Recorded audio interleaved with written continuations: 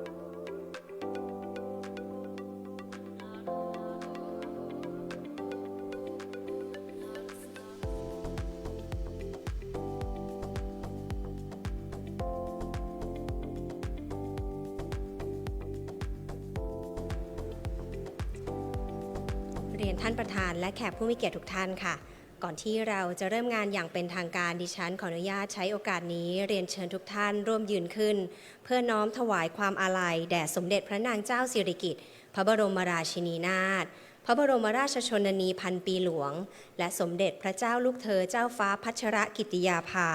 นเรนทิราเทพยวดีกรมหลวงราชสารินีสิริพัฒน์มหาวชิรราชธิดาเราจะร่วมกันยืนน้อมถวายความอาลัยด้วยการยืนสงบนิ่งเป็นเวลา1 นาทีค่ะ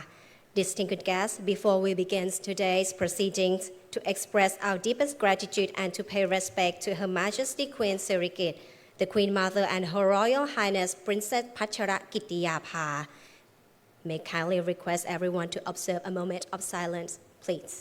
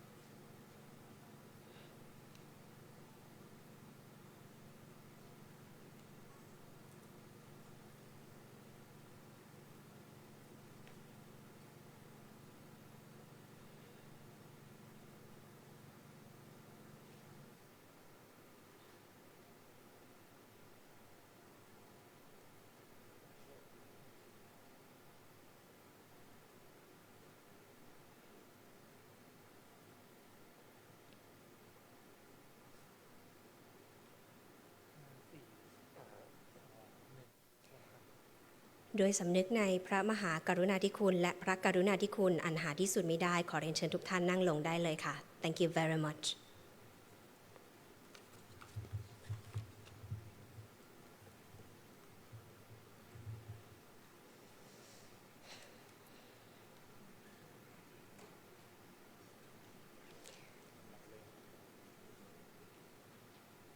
เรียนท่านรองนายกรัฐมนตรีและรัฐมนตรีว่าการกระทรวงการอุดมศึกษาวิทยาศาสตร์วิจัยและนวัตกรรม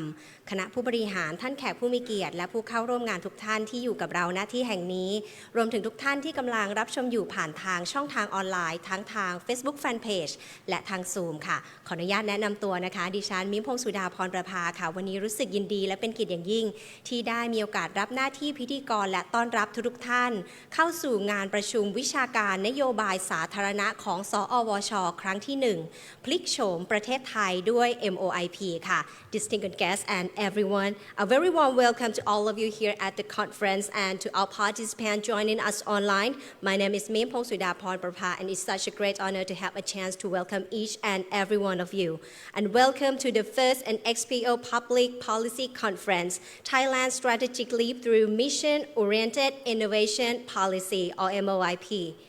ทุกท่านคะก่อนที่เราจะเริ่มต้นงานขออนุญาตอธิบายรูปแบบของการจัดงานนะคะซึ่งการจัดงานของเราในครั้งนี้ค่ะจะมีการดำเนินงานเป็นภาษาไทยและภาษาอังกฤษควบคู่ตลอดงานสำหรับท่านที่ร่วมงานกับเราณสถานที่แห่งนี้ท่านสามารถรับหูฟังแปลภาษาได้ที่จุดลงทะเบียนรวมถึงทุกท่านที่กำลังรับชมอยู่ผ่านทางช่องทาง Zoom ค่ะท่านสามารถเลือกรูปแบบภาษาที่ท่านต้องการรับชมได้จากตัวท่านเองเลยค่ะและสำหรับการประชุมวิชาการของเราในวันนี้นะคะเรามีการบันทึกทั้งภาพนิ่งและภาพเคลื่อนไหวเพื่อใช้ในการประชาสัมพันธ์ผ่านทางช่องทางต่างๆของสอวชค่ะตามพรบ PDPA หากท่านใดไม่ต้องการให้มีการบันทึกภาพกรุณาติดต่อเจ้าหน้าที่ของเราได้ที่บริเวณจุดลงทะเบียนได้ด้วยเช่นเดียวกันค่ะส่วนสำหรับผู้ที่เข้าร่วมงานกับเราในวันนี้เพื่อความปลอดภัยของทุกท่านในกรณีที่เกิดเหตุฉุกเฉินค่ะขอให้ทุกท่านเดินทางไปยังทางหนีไฟที่ใกล้ที่สุดซึ่งประตูทางออกก็จะเป็นประตู2ฝั่งของที่ห้องบอลรูมของเราณขณะนี้นะคะและเราจะมีเจ้าหน้าที่คอยอำนวยความสะดวกและนำทางท่านไปยังจุดรวมพลบริเวณนอกอาคารค่ะเอาล่ะค่ะสำหรับงานของเราในวันนี้งานประชุมวิชาการนโยบายสาธารณะของสอวชครั้งที่1พลิกโฉมประเทศไทยด้วย MOIP Mission Oriented Innovation Policy ในภาษาไทยที่มีชื่อว่าแนวทางนโยบายที่มุ่งเน้นภารกิจซึ่งถือเป็นแนวคิดและเครื่องมือเชิงยุทธศาสตร์สำคัญซึ่งหลากหลายประเทศได้นำมาประยุกต์ใช้ในการขับเคลื่อนนโยบายเพื่อแก้ไขปัญหาสำคัญต่างๆค่ะ และในวันนี้สำนักงานสภานโยบายการอุดมศึกษาวิทยาศาสตร์วิจัยและนวัตกรรมแห่งชาติหรือที่เรารู้จักกันดีในนามสอวช.ร่วมมือกับภาคีเครือข่ายจัดงานนี้ขึ้นเพื่อเปิดพื้นที่ทางวิชาการและแลกเปลี่ยนเรียนรู้แนวทางการกำหนดนโยบายแบบ MOIP กับผู้เชี่ยวชาญทั้งชาวไทยและต่างชาติที่มีความรู้และประสบการณ์ในแวดวงนโยบายด้านการอุดมศึกษา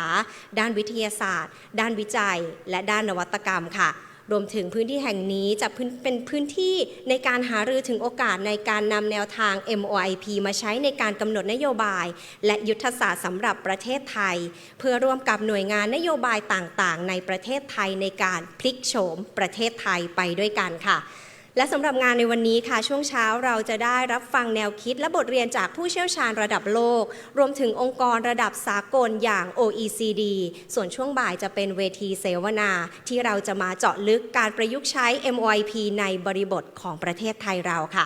ทุกท่านคะก่อนที่เราจะเข้าสู่ช่วงของการบรรยายแลกเปลี่ยนความรู้ดิฉันขอเชิญทุกท่านรับฟังความเป็นมาและแนวคิดในการจัดประชุมวิชาการนโยบายสาธารณะFirst NXPO Public Policy Conference 2026 ค่ะและในโอกาสนี้ดิฉันขอเรียนเชิญดร.สุรชัยสถิตคุณารัตน์ท่านผู้อำนวยการสำนักงานสภานโยบายการอุดมศึกษาวิทยาศาสตร์วิจัยและนวัตกรรมแห่งชาติหรือสอวช.ขึ้นกล่าวรายงานวัตถุประสงค์ของการจัดงานค่ะ Distinguished guests, to officially begin our conference, I would like to invite Dr. Surachai Sathit Kunarat, the President of NXPO, on the stage. ทุกท่านคะขอเสียงปรบมือและขอเรียนเชิญค่ะ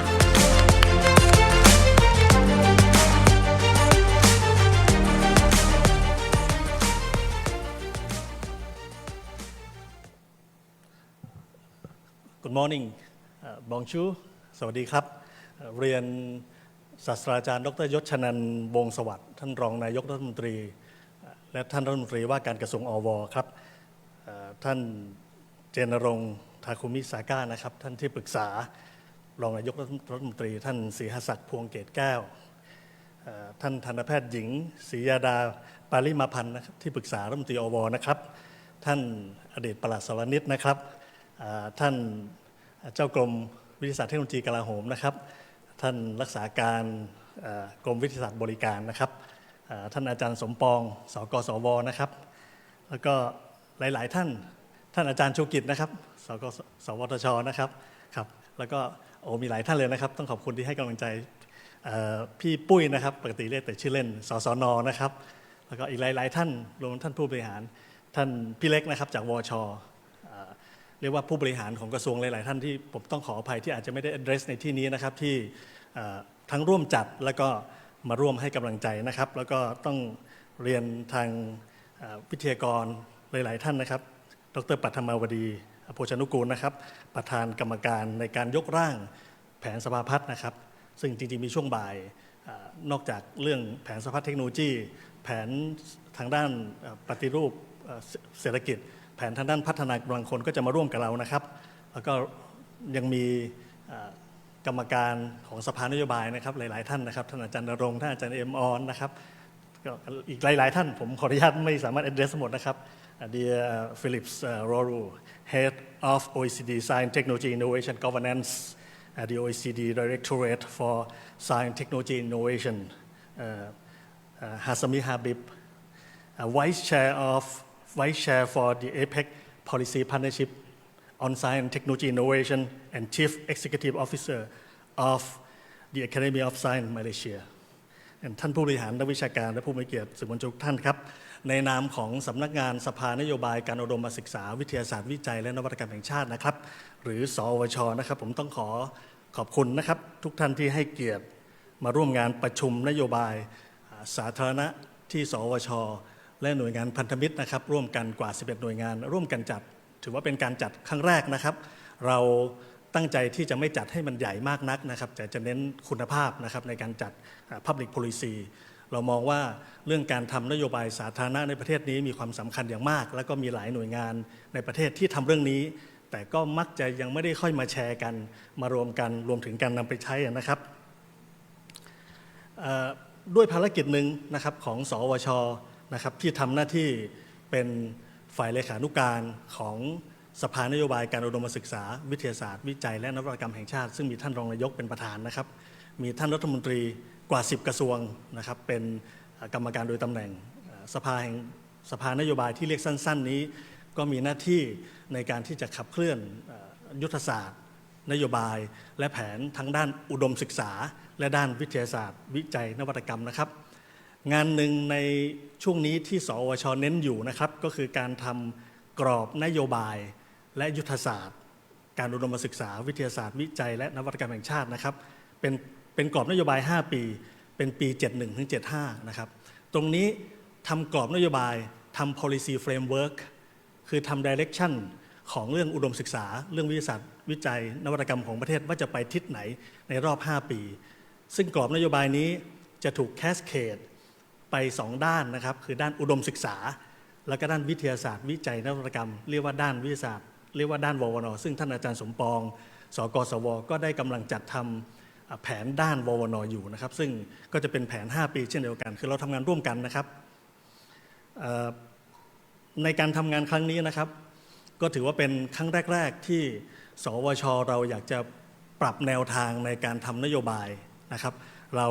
เลยใช้เครื่องมือเชิงนโยบายที่เราเป็น policy tools ต่างๆเนี่ยครั้งนี้เราเลือกแนวทางที่หลายๆประเทศสามารถนำไปใช้โดยการใช้ววนในการพลิกประเทศเช่นประเทศชิลีซึ่งเป็นประเทศที่ออกจากกับดักรายได้ปานกลางโดยใช้ MOIP นะครับเขาใช้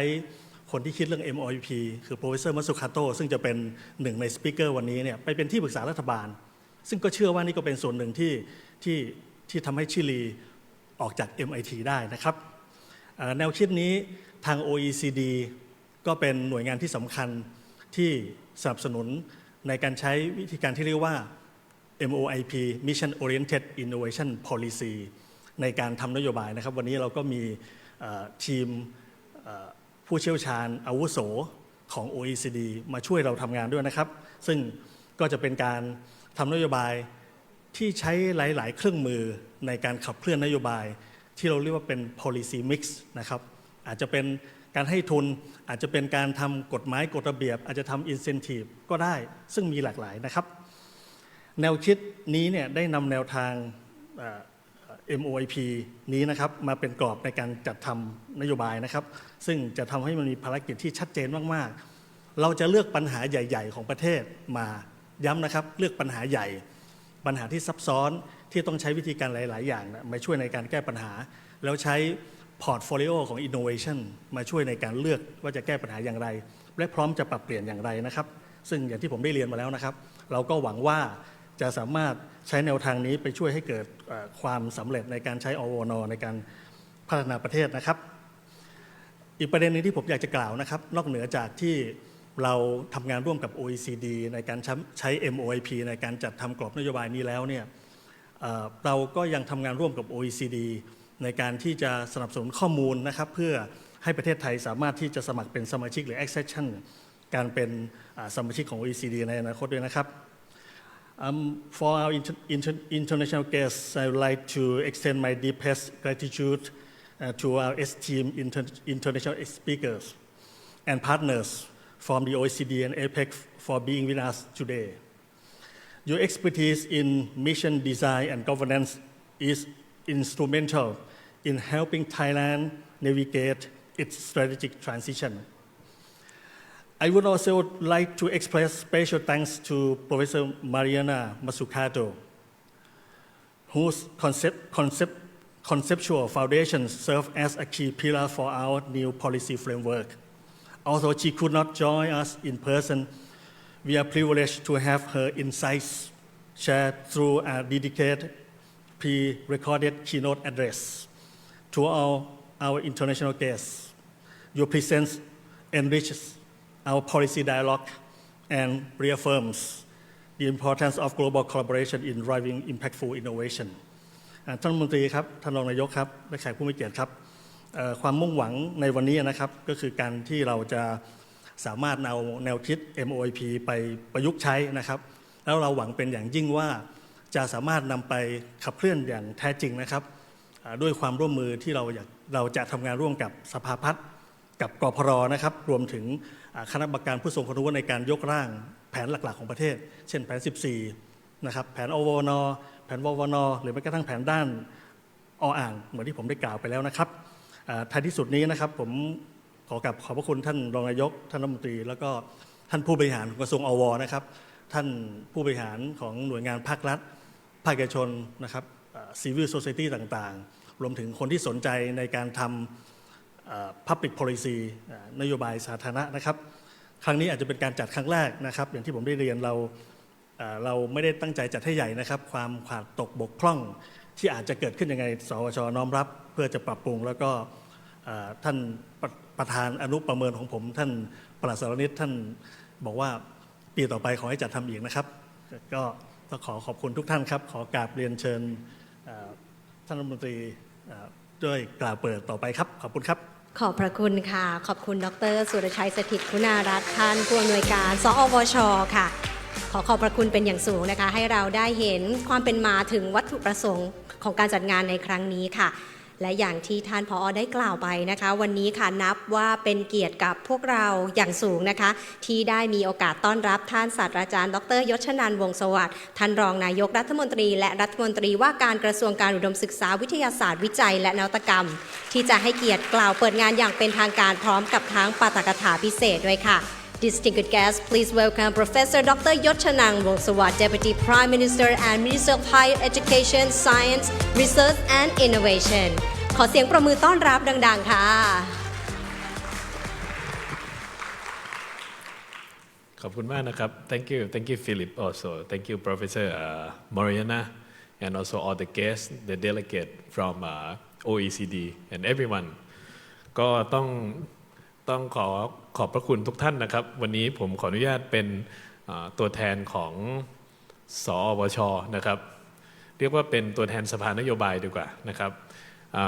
เราทำงานร่วมกัน10กระทรวงแล้วก็ไม่ได้จำกัดว่ากระทรวงที่ไม่ได้อยู่ในนี้จะทำงานกับเราไม่ได้นะครับวันนี้งานวันนี้สำคัญยังไงครับงานวันนี้สำคัญที่ว่าเราพยายามจะทำให้นโยบายของววนนะครับอุดมศึกษา Higher Education นะครับวิทยาศาสตร์วิจัยและนวัตกรรมของเราเนี่ยเป็นสากลตรงนี้สำคัญยังไงครับเวลาไปคุยกับใครเราก็คุยในเรื่องที่เราสามารถที่จะทำไปข้างหน้าได้ทุกคนครับวันนี้เราไม่มีความจำเป็นที่จะต้องเริ่มจากศูนย์นะครับ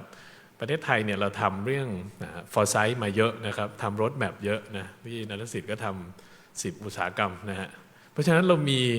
ของอยู่ในมือเรียบร้อยแล้วไม่มีความจำเป็นมากนักนะครับวงเล็บมากนักนะครับที่เราจะต้องเริ่มจากศูนย์วันนี้ถึงเราจะเห็นว่าเป็นครั้งแรกเนี่ยแต่เป็นครั้งแรกในการใช้เทคนิค MOIP นะครับซึ่งเรื่องนี้พอผมได้ยินว่าอาจารย์ท่านทำให้ชิลีเนี่ยหลุดพ้นจากรายได้ปานกลางนะครับผมก็อยากจะชวนทั้งคณะที่มาเนี่ยเป็นที่ปรึกษาผมเลยเนี่ย เพื่อวันนี้ประเทศไทยจะได้สามารถที่จะทำในเรื่องนั้นได้เช่นเดียวกันนะครับทีนี้เรื่องนี้คือเรื่องเกี่ยวกับขั้นตอนการที่เราสามารถที่จะดูในเรื่องเกี่ยวกับคนที่เขาทำสำเร็จมาก่อนช่วงบ่ายครับก็เดี๋ยวก็จะมีหน่วยงานที่เขาเคยทำเรื่องนี้สำเร็จมาละมาเล่ามาแชร์ให้ทุกคนฟังทุกคนครับในเรื่องของกรอบอววนเนี่ยปี 2571 ถึงปี 2575 จะเริ่มใช้เดือนตุลานี้นะครับตอนนี้โครงเราเสร็จหมดละทำขนานกันไปกับโครงของววนนะครับแล้วก็เดี๋ยวเดือนนี้ก็จะมีโครงของกกอเรื่องอุดมศึกษานะครับเพื่อที่วันนี้เราจะได้มีแผนเริ่มตั้งแต่ข้างบนนะสภานโยบายออกมาก่อนฟังเสียงจาก10กระทรวงแล้ววิ่งลงมาที่ววนในเรื่องการให้ทุนวิจัยแล้ววิ่งลงมาเรื่องเกี่ยวกับคนนะครับของ Higher Education และในส่วนตัวผมเนี่ยกำกับดูแลกระทรวงศึกษาอยู่แล้วก็จะทำให้เรื่องนี้ไหลตั้งแต่ปลายน้ำในสิ่งที่เราต้องการที่จะทำให้เห็นนะครับแล้วก็ไล่กลับเข้ามาทีนี้ประเทศไทยจำเป็นต้องตั้งเป้าหมายให้ชัดเจนพอเราตั้งเป้าหมายให้ชัดเจนในเรื่องเกี่ยวกับมิชชั่นนะครับ เราสามารถที่จะไล่ลงมาว่าเราขาดงานวิจัยกลุ่มไหนวิทยาศาสตร์สังคมกลุ่มไหนปริมาณเท่าไหร่ดึงดูดการลงทุนเท่าไหร่ที่จะทำให้ประเทศไทยเป็นประเทศที่มีรายได้เพียงพอกับรายจ่ายของคนที่เขาจะดำรงชีวิตอยู่ได้ในประเทศไทยนะครับรายได้สูงเป็นเป้าสายตาที่พูดได้ง่ายแต่ความจริงแล้วสูงแค่ไหนก็คือสูงให้เราสามารถใช้ชีวิตดำรงชีวิตเลี้ยงลูกหลานเราได้ไม่เดือดร้อนไม่ลำบากเพราะฉะนั้นเราจะรู้อยู่แล้วว่าเราต้องการให้คนไทยแต่ละคน60 ล้านคนเนี่ยครับท่านเช็คได้เลยว่าแต่ละคนควรจะต้องทำงานยังไงแบบไหนแล้วอุตสาหกรรมไหนกำลังจะเข้ามาแล้วการศึกษาไทยต้องไปยังไงแล้วเราต้องรู้อะไรมีโครงสร้างพื้นฐานอะไรที่สามารถที่จะถ่ายทอดรับการถ่ายทอดเทคโนโลยีในขณะเดียวกันไม่ต้องรับ 100% ก็ได้อะไรที่เรามีแล้วบอกว่าเรามีแล้วเราก็จะได้เจรจาผ่านทางกระทรวงการคลังกระทรวงการต่างประเทศนะครับวันนี้ท่านที่ปรึกษาก็มาด้วยก็นั่งพูดคุยกันว่าเรื่องไหนที่เราไม่รู้และอยากทำให้เร็วเราสามารถที่จะสื่อสารนะครับแล้วก็เชื่อมโยงเข้ากับกลไกของ Science Diplomacy ซึ่งเรามีท่านทูตประจำอยู่แล้วเรามีทูตวิทยาศาสตร์ถ้าของอวเนี่ยเรามี3ประเทศนะครับมีที่อเมริกาที่จีนที่บรัสเซลส์นะครับแล้วก็คิดว่าหากจำเป็นเราก็จะเพิ่มได้อีกเพราะฉะนั้นในกลไกของเราเนี่ยมีครบละสิ่งที่เราจำเป็นต้องมีตอนนี้นะครับคือการที่เราจะพยายามที่จะดูว่าเราจะเริ่มจากส่วนไหนprioritize ในเรื่องที่เราจะทำก่อนปกติแล้วเนี่ยในขาของการทำนวัตกรรมเราก็จะทำ design thinking กันซึ่ง design thinking เนี่ยก็มีบางอย่างว่าอยากจะทำแบบนี้แล้วทำอะไรดีแต่เรื่องเกี่ยวกับ policy เราทำเรื่องของ system thinking ก่อนเพื่อที่จะได้ดูว่าทำอะไรก่อนแล้วที่เหลืออาจจะไม่ต้องทำก็ได้ปัญหาอาจจะหมดไปนะครับก็เป็นเรื่องของ strategy เพราะฉะนั้นในเมื่อเราจะทำ system thinking เราก็สามารถที่จะทำให้เห็นโดยรอบซึ่งเรื่องนี้เองประเทศไทยทำมาหลายครั้งละนะครับแล้วก็เรามองเห็นแล้วล่ะว่าประเด็นความท้าทายของประเทศเนี่ยสัก3เรื่องใหญ่ๆนะครับเรื่องเกี่ยวกับ Tech War สงครามเทคโนโลยีที่จะเข้ามาจะทำให้ทุกสิ่งทุกอย่างเปลี่ยนไป AI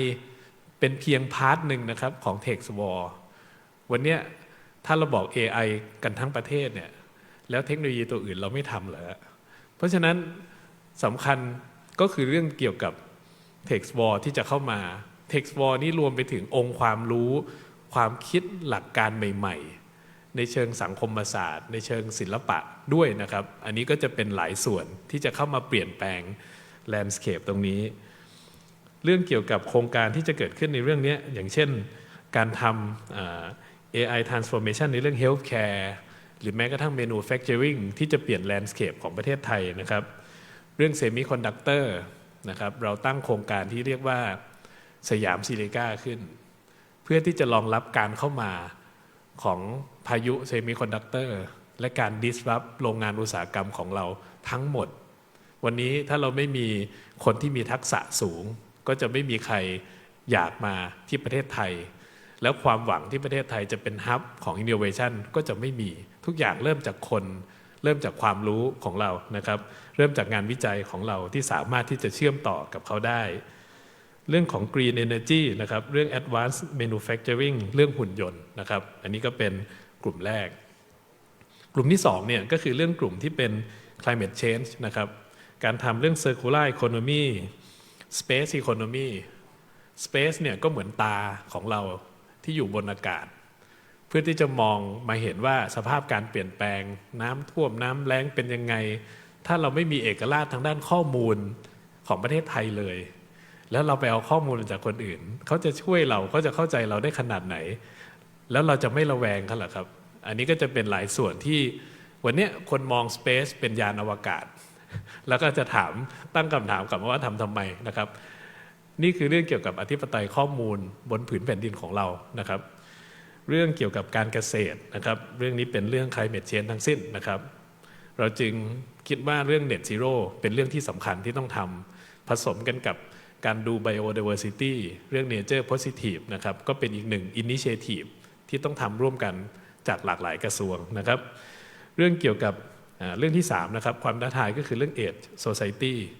เรื่องการท่องเที่ยวที่ลดลงนะครับเรื่องเกี่ยวกับ culture ของเราที่เปลี่ยนไป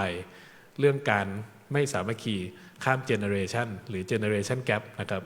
ตรงนี้เองเรื่อง wellness economy จึงเป็นอีกหนึ่งหมุดหมายที่ประเทศไทยมีความได้เปรียบทางการแพทย์ precision medicine future food ต่างๆตรงนี้เป็นอีกหนึ่งจุดอีกหนึ่งหมุดหมายที่เรามีความจำเป็นที่จะต้องสร้างความเข้มแข็งและนี่เป็นจุดเด่นของประเทศไทยแล้วก็สุดท้ายเป็นเรื่อง creative economy เพื่อที่จะทำให้นักท่องเที่ยวอยากกลับเข้ามาที่ประเทศไทยแล้วสามารถทำให้ประเทศไทยมีบริการมูลค่าสูงได้นะครับทุกท่านครับวันนี้เรากำหนดหมุดหมายที่ชัดเจนนะครับแล้วก็จะชัดขึ้นขณะเดียวกันถ้าเราเห็นหมุดหมายแล้วว่าประเทศไทยเราต้องทำอะไรภายในปี 2030 หรือแม้กระทั่งอาจจะยาวกว่านั้นเราต้องทำเรื่องของ synergistic government นะครับแล้วกระทรวงไหนล่ะที่มีความจำเป็นต้องทำร่วมกันนะครับสภานโยบายมี10กระทรวงแต่หากต้องมีมากกว่านั้นเราก็มีความยินดีที่จะชวนกระทรวงอื่นเข้ามาร่วมด้วยเรื่องของ policy mix นะครับเรื่องการปรับกฎหมายกลไกเพื่อให้เอื้อกับการทำบางสิ่งบางอย่างไม่ใช่ตั้งคำถามว่าวันนี้กฎหมายทำไม่ได้เราจึงต้องทำแบบอื่นนะครับเพราะฉะนั้นในเมื่อเรามีสภานโยบายเราก็สามารถที่จะทำให้นโยบายที่จะทำให้คนไทยทำงานวิจัยได้ง่ายขึ้นให้เด็กไทยสามารถเข้าถึงการศึกษาที่ดีขึ้นที่ทัดเทียมกับคนอื่นทำยังไงให้ง่ายที่สุดและสุดท้ายก็คือเรื่องเกี่ยวกับassessment for real world impact นะครับเราจะทำยังไงให้รู้ว่าสิ่งที่เราทำ work หรือไม่ work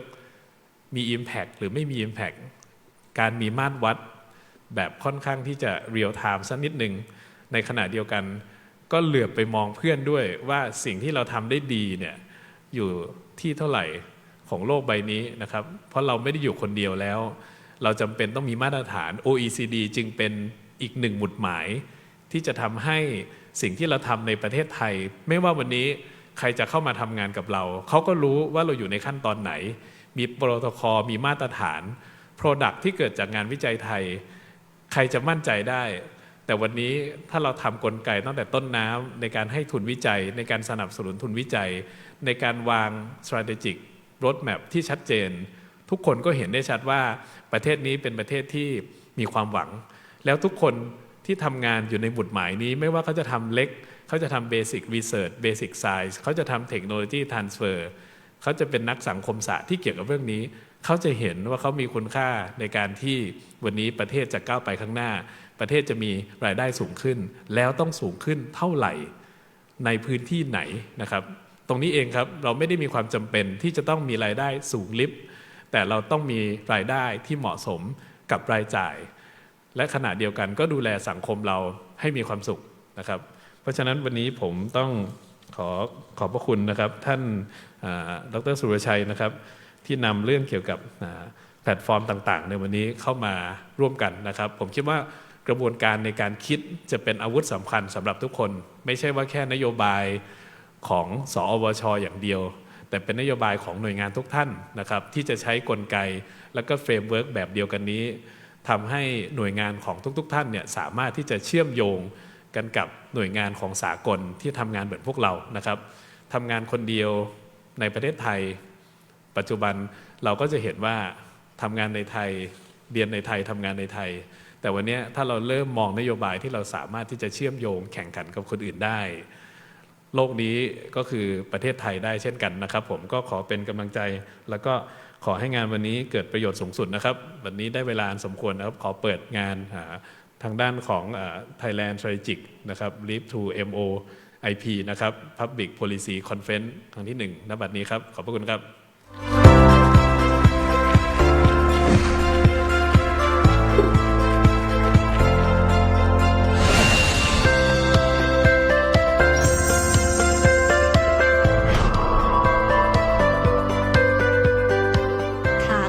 ขอบพระคุณศาสตราจารย์ดร.ยศชนันท์วงศ์สวัสดิ์เป็นอย่างสูงค่ะทุกท่านคะขอเสียงปรบมือดังๆอีกครั้งหนึ่งได้ไหมคะ เดี๋ยวรบกวนให้ท่านอยู่บนเวทีสักครู่นะคะเพื่อร่วมถ่ายภาพที่ระลึกค่ะและวันนี้ก็เป็นเกียรติกับเราอย่างสูงนะคะที่ได้มีโอกาสต้อนรับรวมถึงฟังปาฐกถาพิเศษจากท่านรองนายกรัฐมนตรีและรัฐมนตรีว่าการกระทรวงอว.ด้วยค่ะและเพื่อเป็นการถ่ายภาพที่ระลึกร่วมกับท่านผู้บริหารระดับสูงนะคะสำหรับภาพแรกค่ะขอเรียนเชิญดร.สุรชัยสถิตคุณารัตน์ผู้อำนวยการสอวช.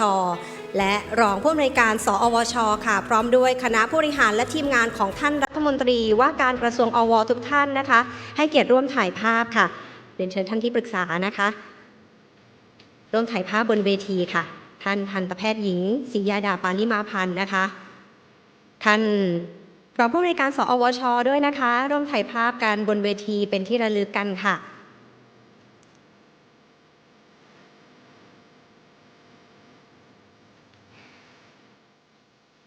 ซึ่งจากคำกล่าวปาฐกถาพิเศษนะคะก็จะเห็นได้เลยนะคะว่า MOIP ค่ะนอกจากที่จะเป็นสิ่งหนึ่งที่จะทำให้เราได้เห็นหมุดหมายที่ชัดเจนในการวางแนวทางวางนโยบายรวมถึงการขับเคลื่อนเป็นสิ่งที่จะทำให้เราได้สโคปการพัฒนาประเทศได้อย่างชัดเจนมากยิ่งขึ้นเดี๋ยวรบกวนให้ทุกท่านมองกล้องตรงกลางไว้นะคะพี่ๆช่างภาพพี่ๆสื่อมวลชนท่านใดต้องการจะเก็บภาพสามารถยกมือขึ้นได้นะคะเพื่อให้ท่านผู้บริหารของเรามองกล้องไปที่กล้องนั้นเชิญเลยค่ะ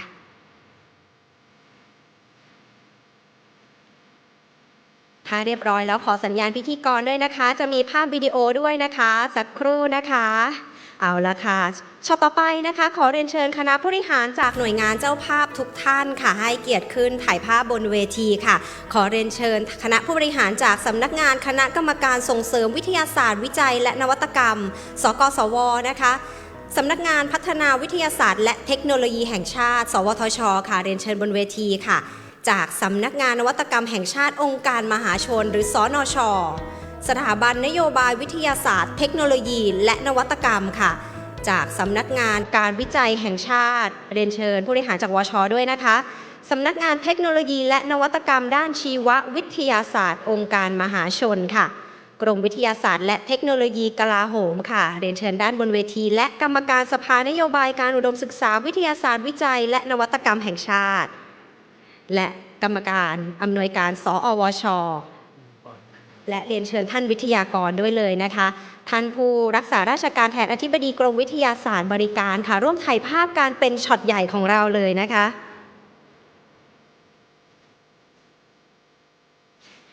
เรียนเชิญท่านวิทยากรด้วยนะคะวิทยากรหลักผู้ร่วมเสวนาผู้ดำเนินรายการคุณฟริสกิลเคอร์นะคะที่ได้ให้เกียรติร่วมถ่ายภาพค่ะ and this will be big photo shot please allow our staff to arrange the position on the picture please เดี๋ยวขออนุญาตให้ทางทีมงานของเราได้จัดเตรียมความเรียบร้อยของภาพนะคะเพื่อที่เราจะได้ภาพที่สมบูรณ์แบบที่สุด for the most perfect shot สักครู่นะคะ Okay, a speaker as well to be joining on the stage please be invited เรียนเชิญเลยนะคะ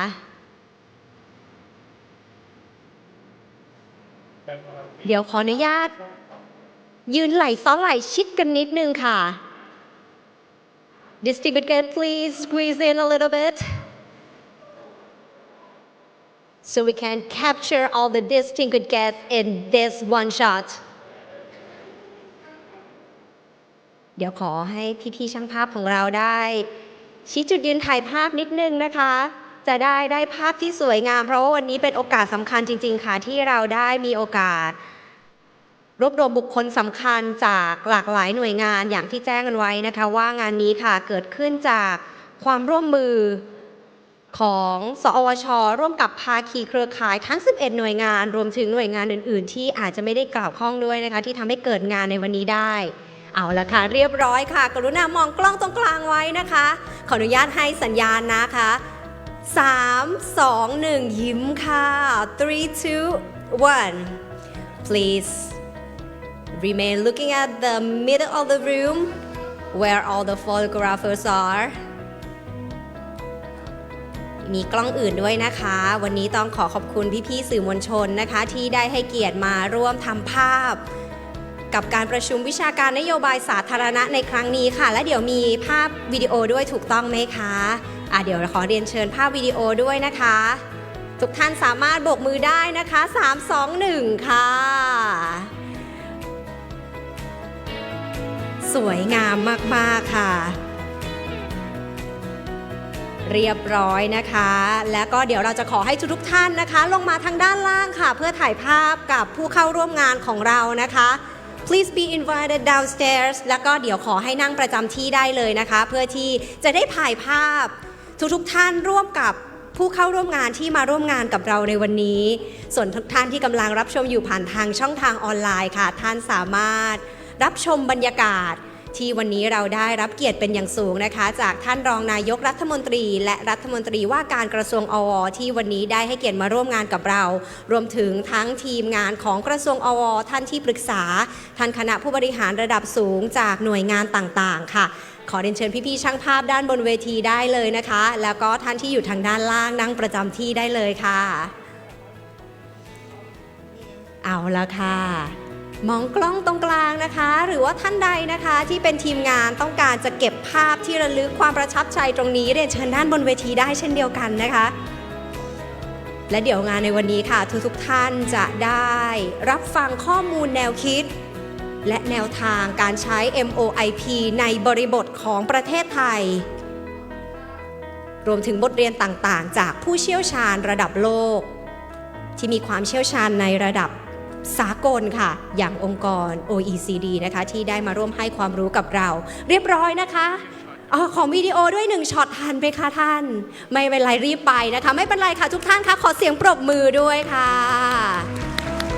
ขอบพระคุณนะคะขอบคุณท่านศาสตราจารย์ดร.ยศชนันท์เป็นอย่างสูงค่ะท่านรองนายกรัฐมนตรีและรัฐมนตรีว่าการกระทรวงอวนะคะติดภารกิจรีบไปอีก1งานค่ะแต่ว่านับว่าเป็นเกียรติกับพวกเราเป็นอย่างสูงค่ะส่วนพวกเราทุกท่านสามารถนั่งประจำที่ต่อได้นะคะเพราะเนื้อหาของงานกำลังจะเริ่มต้นขึ้น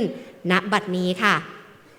เอาละค่ะทุกท่านคะเข้าสู่ช่วงของการบรรยายนะคะสำหรับการบรรยายหลักในหัวข้อแรกนี้ค่ะเราจะมาเรียนรู้บทเรียนจากต่างประเทศโดยวันนี้เราได้รับเกียรติจากผู้เชี่ยวชาญองค์กรระดับโลกอย่าง OECD ในหัวข้อ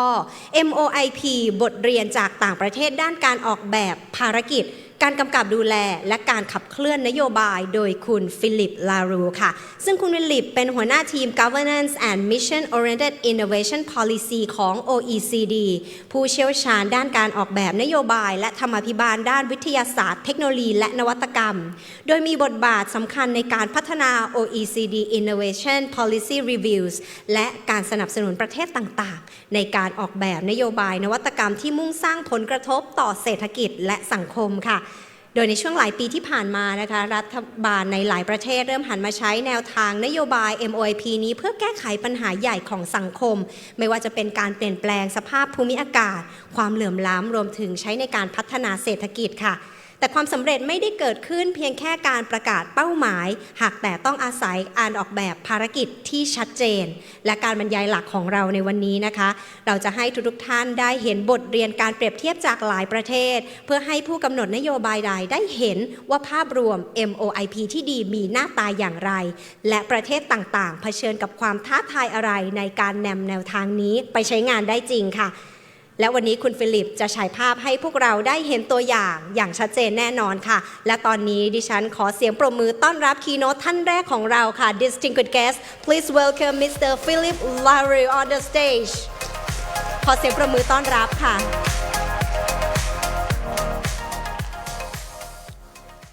Hello, good morning everyone. Thank you very much for having us. This is a very exciting week for the whole OECD team.During all this week, we will be running training sessions and working sessions and workshops on SDI governance, how to reform SDI governance in Thailand also, and part of these reforms is the adoption of this mission-oriented innovation policy approach.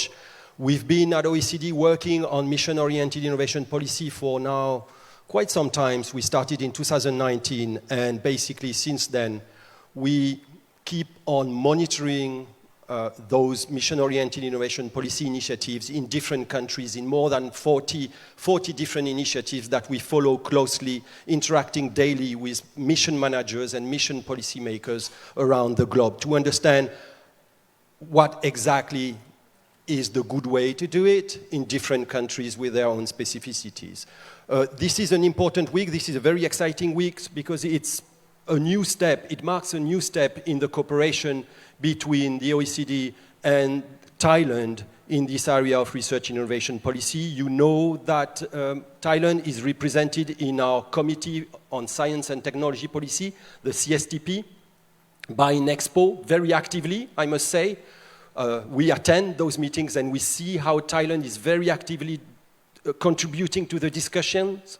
asking questions, sharing knowledge on your challenges, doing those reforms and implementing different types of innovation policy with your own specificities, of course, very different from other countries, and that's really enriched the debate. So we're very grateful. This is also part of this endeavor that was mentioned by Dr. Surachai to be, to the accession of Thailand to OECD membership. So that's really, we are very grateful and that's very appreciated. What I will try to do today is provide you some lessons learned from this work that we've been conducting since 2019 on missions. Modestly, I will try to provide you, of course, it will be a scene-setting presentation. I will tell you about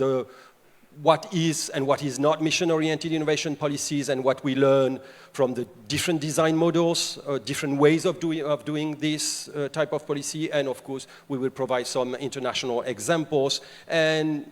then I will provide you with some overarching lessons learned.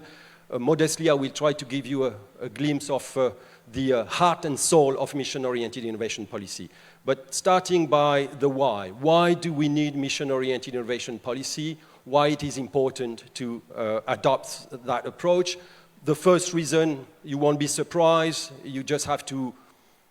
turn on the TV or the radio and you will hear about what happens. Last week we were in France and we were suffocating in a very brutal heat wave. Today it's moving to the United States and our poor soccer player will be also suffering on the play field. Thailand has gone through also violent floods, and you also suffer from climate change, and it affects rice cropping and the economy at large. So there is a need to address those increasingly complex economic and societal challenges like climate change. And there is this growing recognition in the academic community, but also the policy community, that there is some frustration that these policy frameworks that are with us today are not very effective at dealing with those complex societal challenges. Those policy frameworks are characterized by fragmentation. It's, individual policy instruments trying to address this problem, raising R&D investment or supporting startups. But we understand that to deal with those challenges like climate change, we need more than this. These are challenges that are what we call systemic. To be solved, to be addressed, you need collective action. You need to be able to place the different pieces gather the different pieces of the puzzle together. You need to change skills, you need new knowledge, you need to change regulations. So all of that has to be organized, and this is what missions allow. So what are mission-oriented innovation policies? I will spare you the long definitions. We have plenty of definitions. I will give you the short one. These are spaces, these are platforms for collective action to address those complex and economic and societal challenges. These are even shorter, systemic policies for systemic challenges. Systemic means that we will work collectively through different types of interventions together, organized rationally to solve those challenges. And why do we need that? Why it is worth the effort? Because as I said, our world is full of specialization and fragmentation. The way we select projects, the way we evaluate researchers, the way we set budgets, all that is characterized by fragmentation, specialization, and competition. And what we need is collective action. Not naive collective action. We understand that competition is important, but there is a way to still work together to address those challenges. And this is what missions try to do. So let's now open the black box of those mission-oriented innovation policies, what they are. So we see them as made of three components. The first component is the strategic orientation. We heard the minister saying that Thailand needs to adopt systems thinking, design thinking. This is really what missions are about. You don't do things because you were doing them in the past. You're doing things because you want to go somewhere. You are not pushed by the past, you are pulled by the future, by where you want to be. And for that, you're going to set some targets. And more important than the targets, you're going to set and you're going to agree with all the different partners that are relevant to address that challenge. You are going to set a strategic agenda, pathways, how to get there. This is very important. So that is the head of the mission, strategic orientation. The second component is the core machinery, coordination machinery of the missions. Once you have set an agenda and targets, you need also to align the plans of the different ministries, of the different agencies on how to, and align that with where you want to be. That's done through different, cross-ministerial and cross-agency committees, etc. And then, because it always comes down to that, it comes down to implementation. It has to touch the ground. That is how you make things happen. And here the missions include a tailor-made, what we call a tailor-made package of interventions or policy mix that together are complementary tools and instruments, policy instruments that will help solve the challenge or that to address the mission, have mission impacts. So what they enable, those missions, they enable to create a broad consensus on selected societal challenges, broad meanings across all silos, disciplinary silos in our universities, sectoral silos in our industries, and also administrative and political silos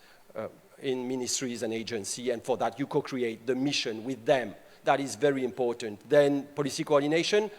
the mission enabled to align the plans and the commitments, the funding of those different public and private actors beyond disciplinary, all those silos that I mentioned, and for that you set some dedicated structure of governance and leadership, and policy implementation, how to effect those different types of change that are needed, and you, as I said, you implement a tailor-made. So I told you what mission is, now I'm going to tell you a bit about what mission is not. A mission is not a strategy. You have plenty of strategies. We were here 18 months ago to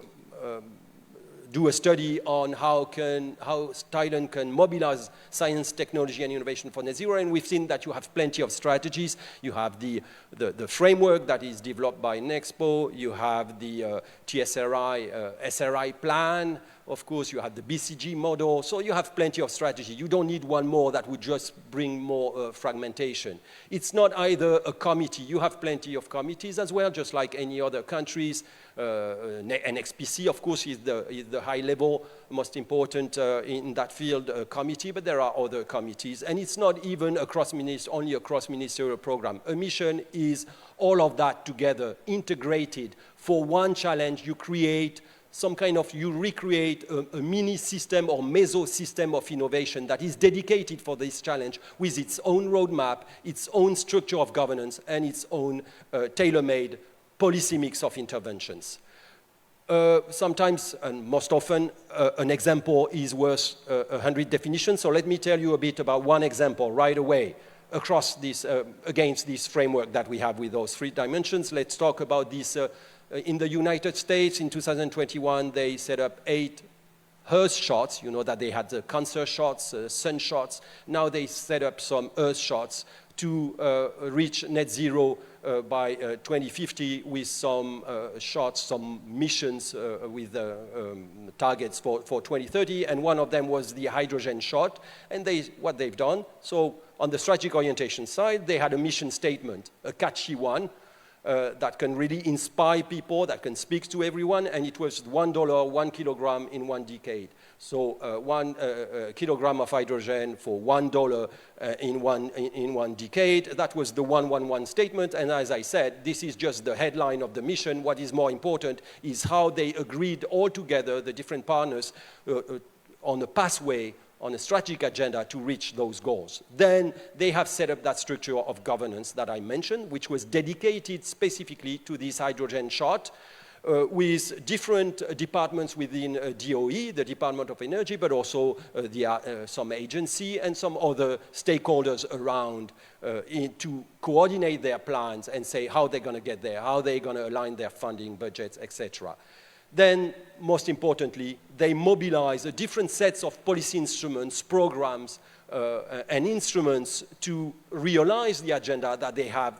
collectively developed. And you see it goes from research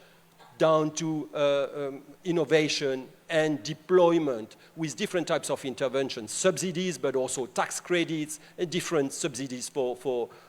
deployment. There are different types of doing missions. I gave you the definition, but there is plenty of variation about how you can do that, and each country has to find its own way. The first type that we see, if we need some archetypes to categorize a little bit the different ways of doing missions, the first one is the one that everyone think about when we think about missions. It's the overarching mission-oriented strategic frameworks. It's rather top-down. You set at the highest level of the innovation system some big missions, and then you try to align everyone, all the ministries. So that's the way, for instance, the Horizon Europe missions that you may have heard about. In the Netherlands, they have these mission-driven top sectors where 8 sectoral organizations contribute together to different missions and to try to set up some cross-sectoral cooperation. In France, I will tell you a bit more about the French system right now. Challenge-based programs and schemes are narrower, more focused, these type of what we call acceleration type of missions, where here these are usually at the level of agencies, different agencies coming together to address very specific challenges through different types of competitions and cooperations. And here we will hear about Pilot E in a moment, but you may know DARPA, of course, the DARPA, ARPA type of agencies that set this type of missions. Then one that is very interesting and a bit different, I told you about the top-down one. Now let's talk about these more bottom-up types of missions, where here the state mobilize ecosystems to collectively develop their own strategic agenda, and then the state support some of these agenda that they have selected. So it's really about mobilizing ecosystems of researchers, companies, and different types of intermediary organizations. And we see that for instance, in Sweden or in Denmark, and also in some regions as well. The French one, let's talk about an overarching mission-oriented strategic framework. The French have a big investment plan called France 2030, and they have set up 21 missions, acceleration strategies as they call them, where different ministries and agencies and stakeholders with 1 year of consultation, they have set up concrete roadmaps about what they want to achieve, for instance, also in clean hydrogen or digital health, etc. In different 21 areas, they have co-created roadmaps. And what they want to show here, what I would like to put the emphasis upon, is this original governance model of centrally steered cross-ministerial coordination. What does it mean? It means that there is, in each of those 21 areas of challenge, they have set up a cross-ministerial, cross-agency committee, and it is supported centrally by an agency and a coordinator that is placed under the Prime Minister office. So you have this mix of cross-ministeriality and still some central coordination with a central budget. And they have mobilized for those agenda a large scope of interventions that really cut across the all innovation chain from research development down to deployment. And they support regulatory change, skills, infrastructure, not only research, they go beyond research. Pilot E, as I mentioned, they have some very specific design feature. They launched in 2016. It's in Norway. It's for addressing and developing new green innovation technologies. And here, 3 agencies team up together. And it's not only a joint call for proposal. What they've done is really they set up a program. It's a one-stop shop for beneficiaries. If you are a researcher or a company, a consortium, then you can apply directly to this program. You don't even see really that there are 3 agencies. But with that, the different agencies can mobilize their own funding schemes together to support projects across this innovation journey that goes from innovation research down to innovation, and they share. And you see they can fast-track projects across the innovation chain. That is really about accelerating change. Then, as I mentioned, this third type of mission in Sweden, they have these strategic innovation programs. As I said, they mobilize ecosystem. They've done it in 2 steps. First step, they do a call, not a call for projects or proposal, they do a call for strategic agenda. They say, basically, they send a message to their community in Sweden, and they say, if you can, different industry and research communities, if you can team up and propose some agenda that are worth it to address some of the big challenges like net zero, then we will select some of you and we will fund you to implement those agendas. So there is quite some delegations of this research innovation policy task directly to ecosystems. So it's a bit more bottom-up, but it has the advantage of really mobilizing all the strengths of a system. Now, some overarching guidance. I don't have the pretension to, in 3 minutes, to tell you all what we learned during all these years of working with missions with my colleagues here. They will tell you more. They will participate in panels a bit later. They will provide you. But just let me give you some insights on what we learned. First, there are multiple ways to do mission-oriented innovation policy. It's about collective actions, but there are different ways. Those missions are deeply embedded in the specific national institutional settings. And Thailand has to find its own way. And missions, as I said, it's like a bubble in the system. You can experiment, so you can change practices. You can try, monitor, and learn, we will see. You have to use missions for the challenges that are really worth it. Don't do it to address a common challenge. That is called mission washing. We've seen that in many countries. They take what they were doing before, they just rebrand it as missions. And we understood during this week, discussing with NXPO, that this is what this is not the Thai way of doing it. You don't want to do mission washing, and we really appreciate that. Do not rush the preparation. So that seems like an obvious statement and lesson, but we see in many countries that this is where they fare. Missions are, usually high on the agenda with a lot of political pressure. It's trendy, it's nice. And so there is a lot of pressure to go fast and rush the preparation. The preparation is really where you frame the mission, you design the missions, and you gather the partners. If many countries start with a very limited set of partners and they think they're going to be able to attract them afterward, it's complicated. It's better to really take the time to really convince the partner or the ministries. You have your strategic agenda, you have your ambitions, you have to match the ambition and the type of interventions that you may mobilize. If you miss some part of the puzzle, then you won't be able to do these systemic policies. You won't be able to solve the challenge. You need, as I said, to engage all those relevant public and private actors. One of the key traps that we see missions falling into is really what we call this STI trap. It means that it remains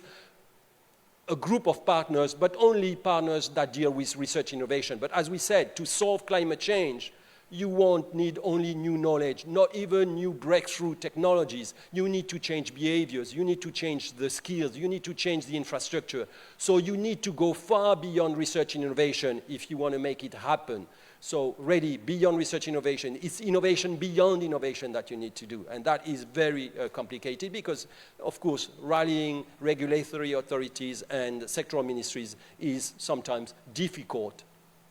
Why would they come here? Be ready to share leadership and align with common goals. That is important. If you do missions, you need to trust the other. You need to trust the other partners, the stakeholders. If you do collective action, you cannot remain entrenched on your little mandate and your little power. You have to be able to, you need to be ready to share leadership. You need to progressively intensify the mission. Don't dilute the mission. It's complicated to do collective action. Again, you need to share budget. You need to share leadership. And we see that there is a tendency after a while to dilute the mission, and coordination is limited to just sharing information. Mission is not only about sharing information. It's about joint programming. It's about joint implementation. You need to build the necessary capabilities and change practices. I said it, missions are like a bubble where you can experiment. You need to change incentives. You need to change practices. You have to even to change the mindsets of, for instance, agency and ministry officials to really have this systems thinking, this design thinking. You need some degree of centralization. It's not all missions have to be centrally led, but some degree of at least some central money, some central funding helps. We've seen that all the missions that rely uniquely on funding coming from the different ministries, it's complicated if you don't have a bit of money centrally dedicated to the mission to incentivize the mobilization of partners in the mission. You also need some central support. All missions usually have an office or a secretariat. In Japan, for instance, it's under CSTI, which is the high-level committee, just the equivalent of NXPC here. So I think that having in Thailand these missions under NXPC with the help of the Secretariat and NXPO can really be something that could work. And then you have to engage in continuous learning. Again, you experiment, you monitor, you learn, you revise, and you do it again, painstakingly. It takes a bit of time, but it's worth it in the end. So again, I would like to thank you all very much. I would like to thank very much NXPO. I would like to thank my colleagues as well who are behind all this. And we really see that working with NXPO now across the years, over the last years, we really see how the willingness and the appetite for missions, and we can see also the skills of the people. We've been working, again, I was here 18 months ago to work with different sectors, and we talk with the different agencies, TSRI and STDA, ARDA, etc., and we see that there is a real potential to make that work in Thailand. So we look forward to following and monitoring all that in coming years and continuing working with all of you. Thank you very much for your attention. Thank you very much, Mr. Philip Larue, for sharing such a great presentation and sharing us to know all the insight, important information that help us see the way to implement MOIPs right here in Thailand ขอขอบคุณนะคะคุณฟิลิปลารูค่ะที่ได้นำบทเรียนเชิงลึกให้พวกเราได้ศึกษาและได้เข้าใจเห็นภาพถึงกลไกการกำกับดูแลของประเทศต่างๆในการขับเคลื่อนนโยบาย MOIP ค่ะก็เชื่อว่าความรู้ความเข้าใจตรงนี้นะคะเราจะสามารถนำไปใช้ในการพัฒนาภารกิจต่างๆที่ชัดเจนและท้าทายสำหรับประเทศของเราได้อย่างแน่นอนค่ะทุกท่านคะต่อเนื่องสำหรับความเข้มข้นในระดับสากลค่ะสำหรับการบรรยายในหัวข้อที่2นี้ที่มีชื่อหัวข้อว่า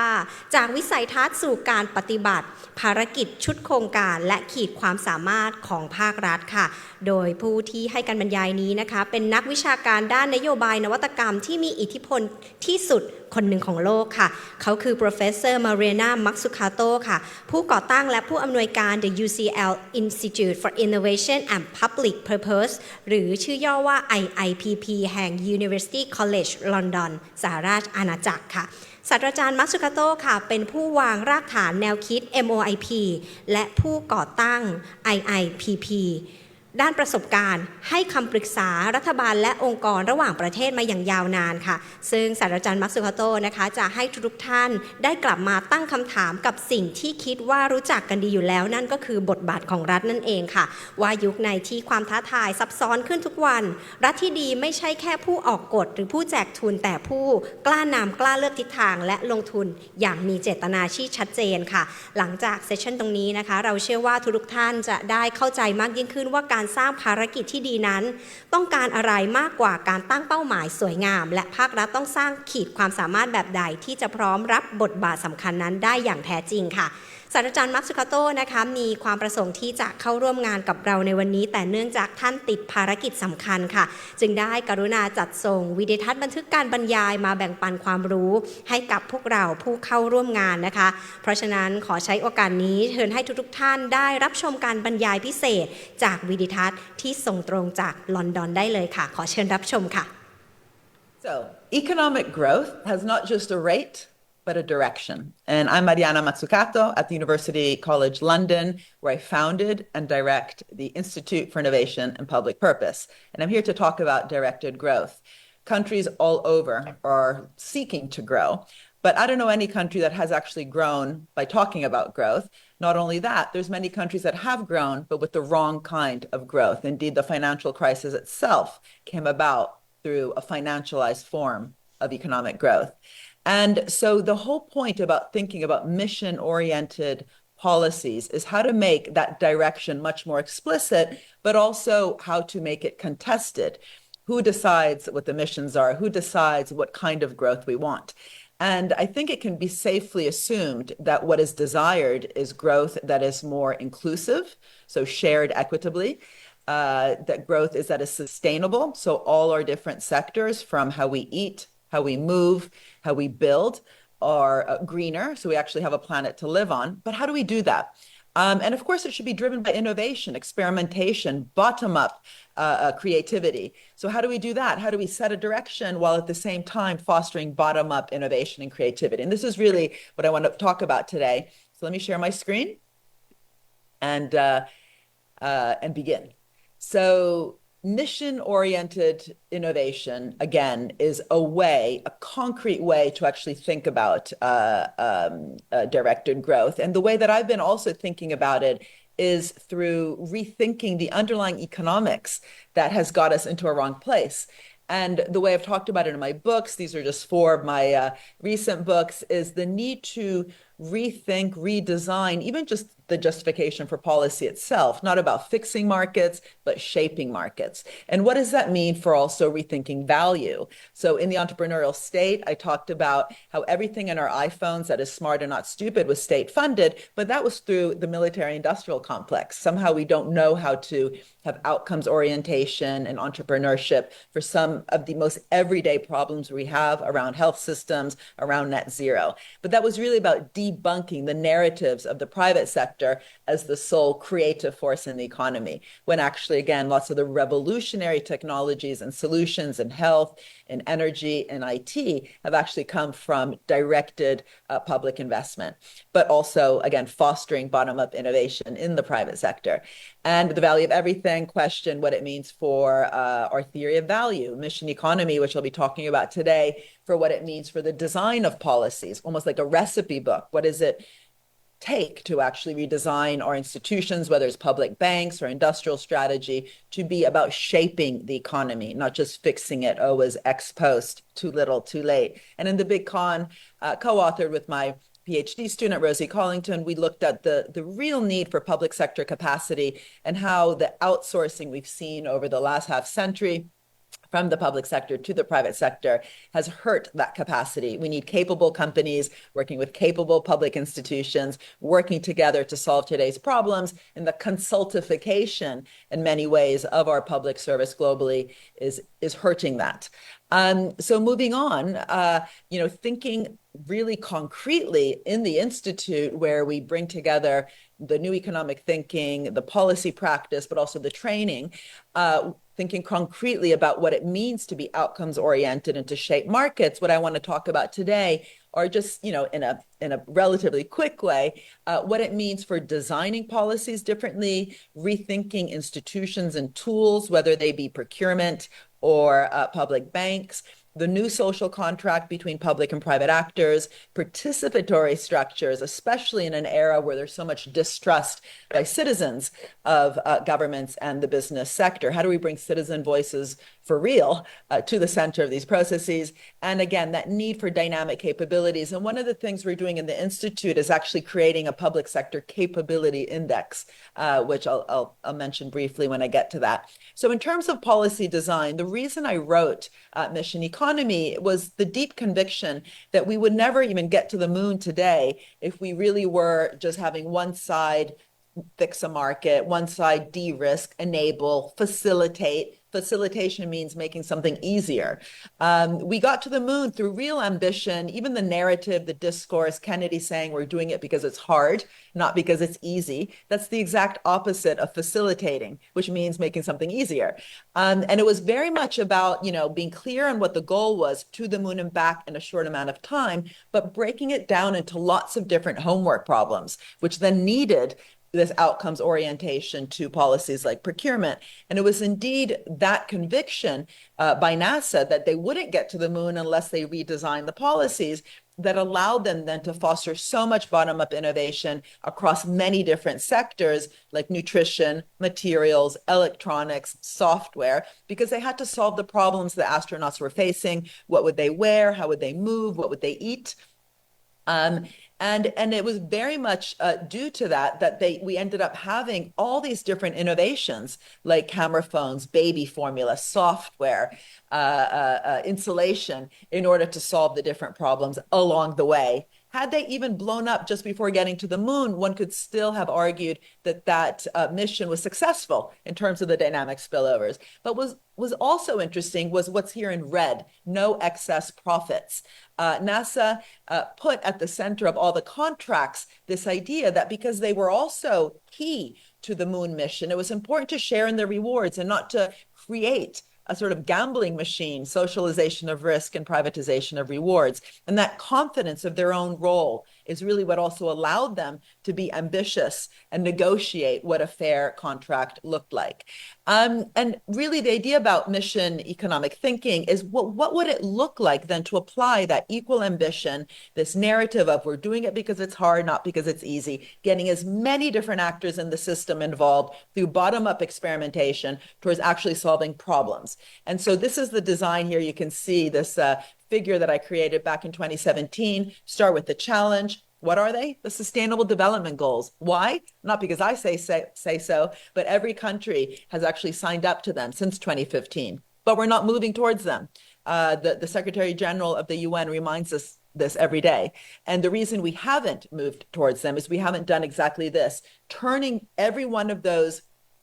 challenges, the goals, into missions that are as concrete as going to the moon and back, but that really require then lots of innovation across different sectors. Climate change is not just about renewable energy. Health and well-being is not just about medicines, right? So cross-sectoral and cross-governmental in the same way that climate is not just about renewable energy, it's also not just for the Department of Energy. It needs that cross-governmental, cross-ministerial, cross-departmental thinking, and that need to redesign those tools for bottom-up experimentation towards mission accomplished. And in 2017, as I mentioned, I wrote about this for the European Commission, and they listened, and now there's 5 different missions in Europe. One of the problems, I believe, is that it never actually left the DG for innovation. It didn't go to the center of the cabinet office for the Green Deal, but you can see here examples that I brought in the report around clean oceans, turning it into a plastic-free ocean with 90% of the plastic taken out. That's not just about taking out, it's changing what's going in the first place. Climate change, again, how we eat, what we eat, how we move, how we build the steel, the cement. What does it mean for all these different sectors to be involved in net zero emissions? And I also work very closely with different countries' industrial strategies. Right now, I'm actually working closely in both South Africa and Brazil. But in the UK, it was very interesting to help the government at the time when Greg Clark was the head of the Ministry of Industry to move away from a sector-specific industrial strategy where they were really just thinking about automotive, aerospace, life sciences, the creative industry, and financial services towards a challenge-oriented industrial strategy that required many different sectors, not just those, to innovate, to invest, to train. And this is really important because training, investment, innovation are key drivers of growth. They're key drivers of productivity. Low productive countries are often low investment countries. But this was one of the missions they thought about, clean growth. They also thought about sustainable mobility, healthy aging, and again, really framing it so it's cross-sectoral and bottom-up experimentation. In the recent Global Commission on the Economics of Water, which I co-chaired, alongside the president of Singapore, Tharman Shanmugaratnam, the head of the WTO, Ngazio Conjeweila, and Johan Rockstrom, a climate scientist from Potsdam, we thought about implementing this missions approach also for the global hydrological cycle, thinking about these 5 different missions you see here, ensuring no child need die from unsafe water by 2030. Well, how ambitious is that? It's should be so common sense when 1,000 kids die every single day under the age of 5 from polluted water. But what does that mean for all the different ways in which different sectors and a different public-private partnership, there's 80% of industrial wastewater, which is not recycled. It doesn't make much sense when the water rights are being given by the state to the private sector, thinking about it as really going into the contracts like intellectual property rights and water rights, bringing that idea of missions to the center of those contracts that would help us, for example, with the 3rd mission here, establishing a circular water economy. Cutting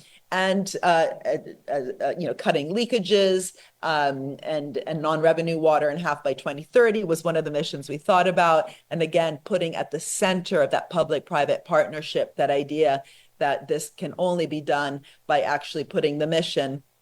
not on the side somewhere at the periphery of how we think about the economy, but at the center of the social contract itself.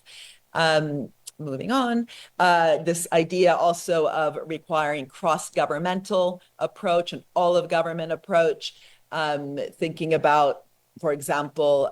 Sweden, which has recently been putting their challenge at the center of the design of every single one of their departments. For example, the challenge of a carbon-free welfare state. What does it mean for school meals? That's not just for the Department of Education. If we have healthy, tasty, and sustainable school meals, by design, that brings together the health department, the environment department, and the Ministry of Finance.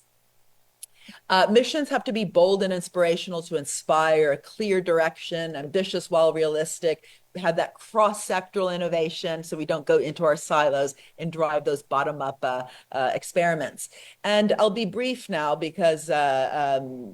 could say so much about each and one of these different problems, but the point is not just to talk about missions, is asking what those missions then mean for the redesign of the tools, which obviously have been part of the problem if we have different problems like global warming, biodiversity loss, weak health systems. And this is really what I talked about in that second report for the European Commission. How do we govern missions in terms of the finance tools, procurement, and so on? And recently wrote about this also for the UN, the huge amounts of money that are locked up in our national development banks, which are very important in providing patient long-term finance. What does it mean to bring a missions approach to the center, like happened recently in Germany, where the KfW brought to the center of how they provide loans to different sectors like the steel sector, that idea of reducing carbon emissions. So the loan from the KfW to steel was conditional that the sector lower the material content of production. Similarly, in Scotland, we helped set up through the Institute a new Scottish National Investment Bank and made sure it wasn't just giving out money to whichever sector or firm yelled loudest, but actually putting that new bank at the center of Scotland's own missions around health, around net zero, and so on. And also in terms of procurement, this was some fantastic work we did with Camden Council in London, asking what it also means for the different metrics and design principles of around public value and co-creation. We worked on adult social care and brought the carers and the carees to the center of designing outcomes-oriented procurement, which was trying to foster a healthier society within, a part of London. But that doesn't happen just by talking again about health and well-being. It actually means to have outcomes-oriented tools around adult social care in this particular case, but also bringing principles of co-creation to that. And we looked at the differences between social value and public value. New social contract, I've already mentioned it. designing public-private partnerships to be more symbiotic. Recently wrote a paper with Danny Roderick from Harvard around all the different examples globally where we can learn what works and what doesn't in terms of fostering more symbiosis and mutualism between public and private actors. And one of the examples we brought up was the CHIPS Act under the Biden administration, which made sure that the billions of dollars that would be going to the semiconductor companies under that particular act were conditional that the companies benefiting would be less financialized, so no share buybacks, that they would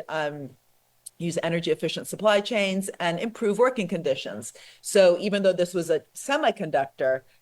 policy and a chips policy, you can still embed inclusion and sustainability into anything if that's in fact the mission of the type of growth that we're trying to foster. No tool should be left behind. Also interesting examples, for example, in South Africa, where this issue of water rights and how to make sure that the state, when negotiating with companies like Pepsi Cola, puts different conditionalities attached, reciprocity, mutualism that leads to a fairer, more just economy. Also in Scotland with their ScotWind, a new public-private partnership, how to make sure that this isn't just about renewable energy, but again, thinking about how to design contracts for an energy and a renewable energy, a more sustainable economy, but never forgetting all those different issues like knowledge sharing between public and private actors and reward sharing. Participation, incredibly important, as I've mentioned, also to make people actually buy in to these missions. And that needs to be done for real. It can't be done in tokenistic ways. In Camden, it was very interesting how we brought, for example, people living in social housing and the resident associations to the table for the Clean Growth mission, transforming also food banks into food cooperatives where people feel genuine ownership of the agenda because, in fact, it's been designed through new principles around ownership. But also in Sweden, as I've mentioned, the school meal policy was fascinating also because they got kids involved. They've also had street level missions. And participation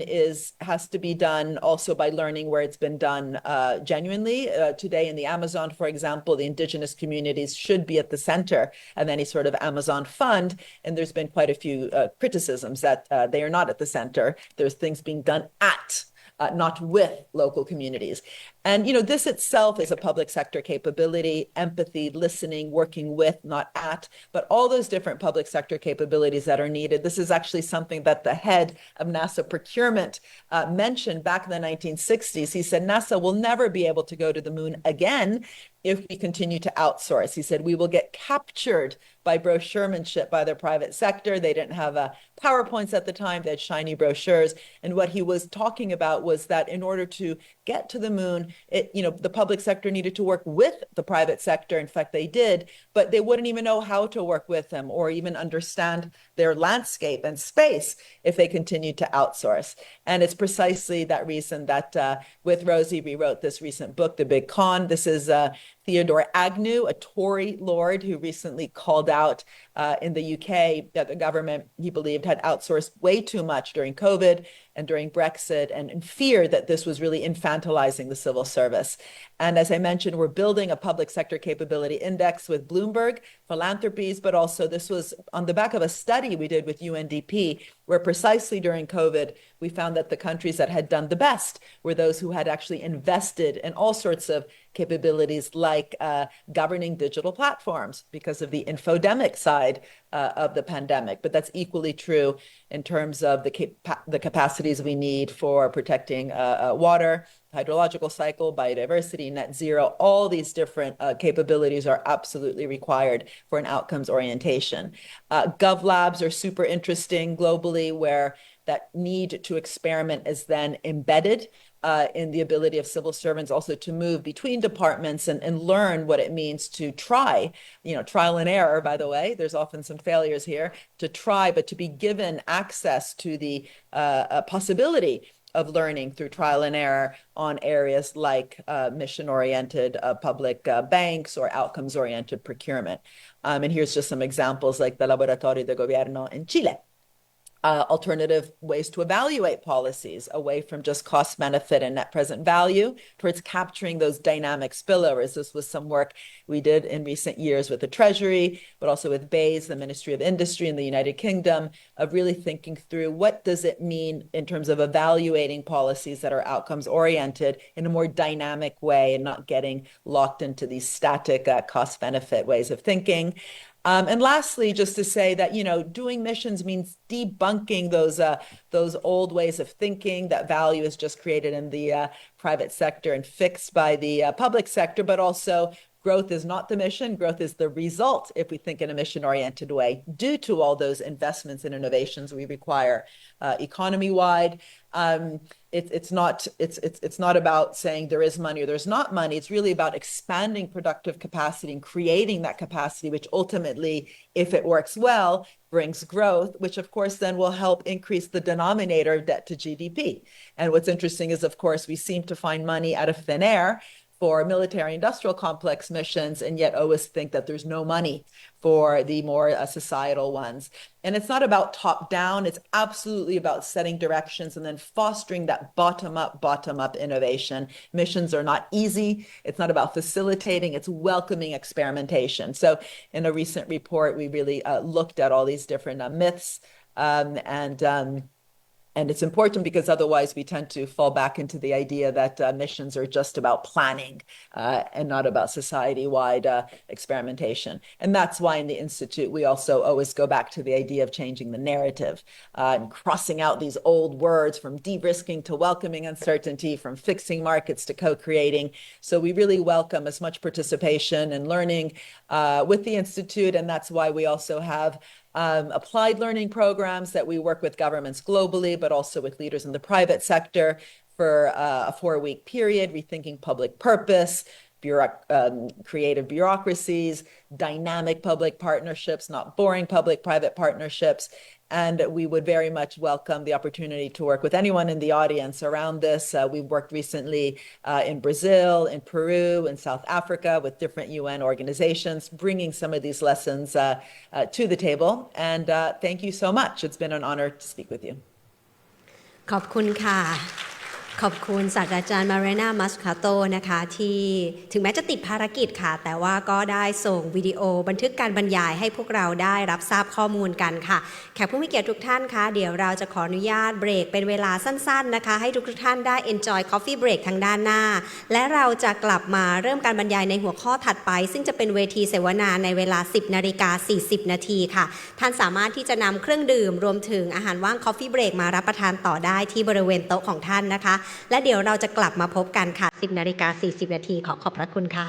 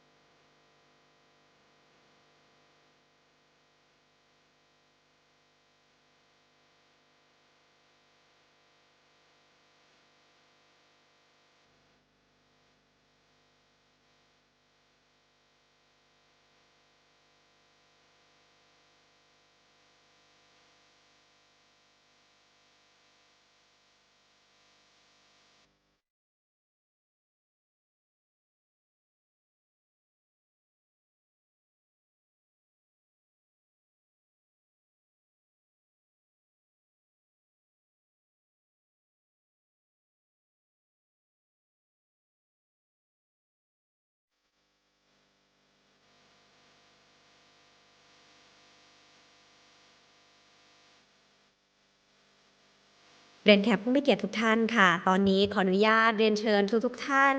ที่อาจจะกำลัง enjoy coffee break อยู่นะคะทางด้านหน้าเข้ามาที่บริเวณห้องประชุมและนั่งประจำที่ได้เลยค่ะเรียนแจ้งให้ทราบอีกครั้งนะคะทุกท่านสามารถนำเครื่องดื่มอาหารว่างเข้ามารับประทานต่อได้ที่บริเวณโต๊ะของท่านค่ะและเดี๋ยวอีกสักครู่เรากำลังจะเริ่มในหัวข้อถัดไปซึ่งจะเป็นเวทีเสวนาค่ะDistinguished guests and everyone, I would like to take this chance to invite all of the distinguished guests and all participants to be joining us right now to the ballroom. Please make your way and please be seated as we are going to begin the next session in just few minutes. เรียนเชิญทุกท่านทางด้านในห้อง ballroom ของเราได้เลยนะคะท่านสามารถนำเครื่องดื่มรวมถึงจานขนมอาหารว่างที่ทางทีมงานของเราได้จัดเตรียมไว้มารับประทานที่โต๊ะได้เลยค่ะขอบพระคุณค่ะ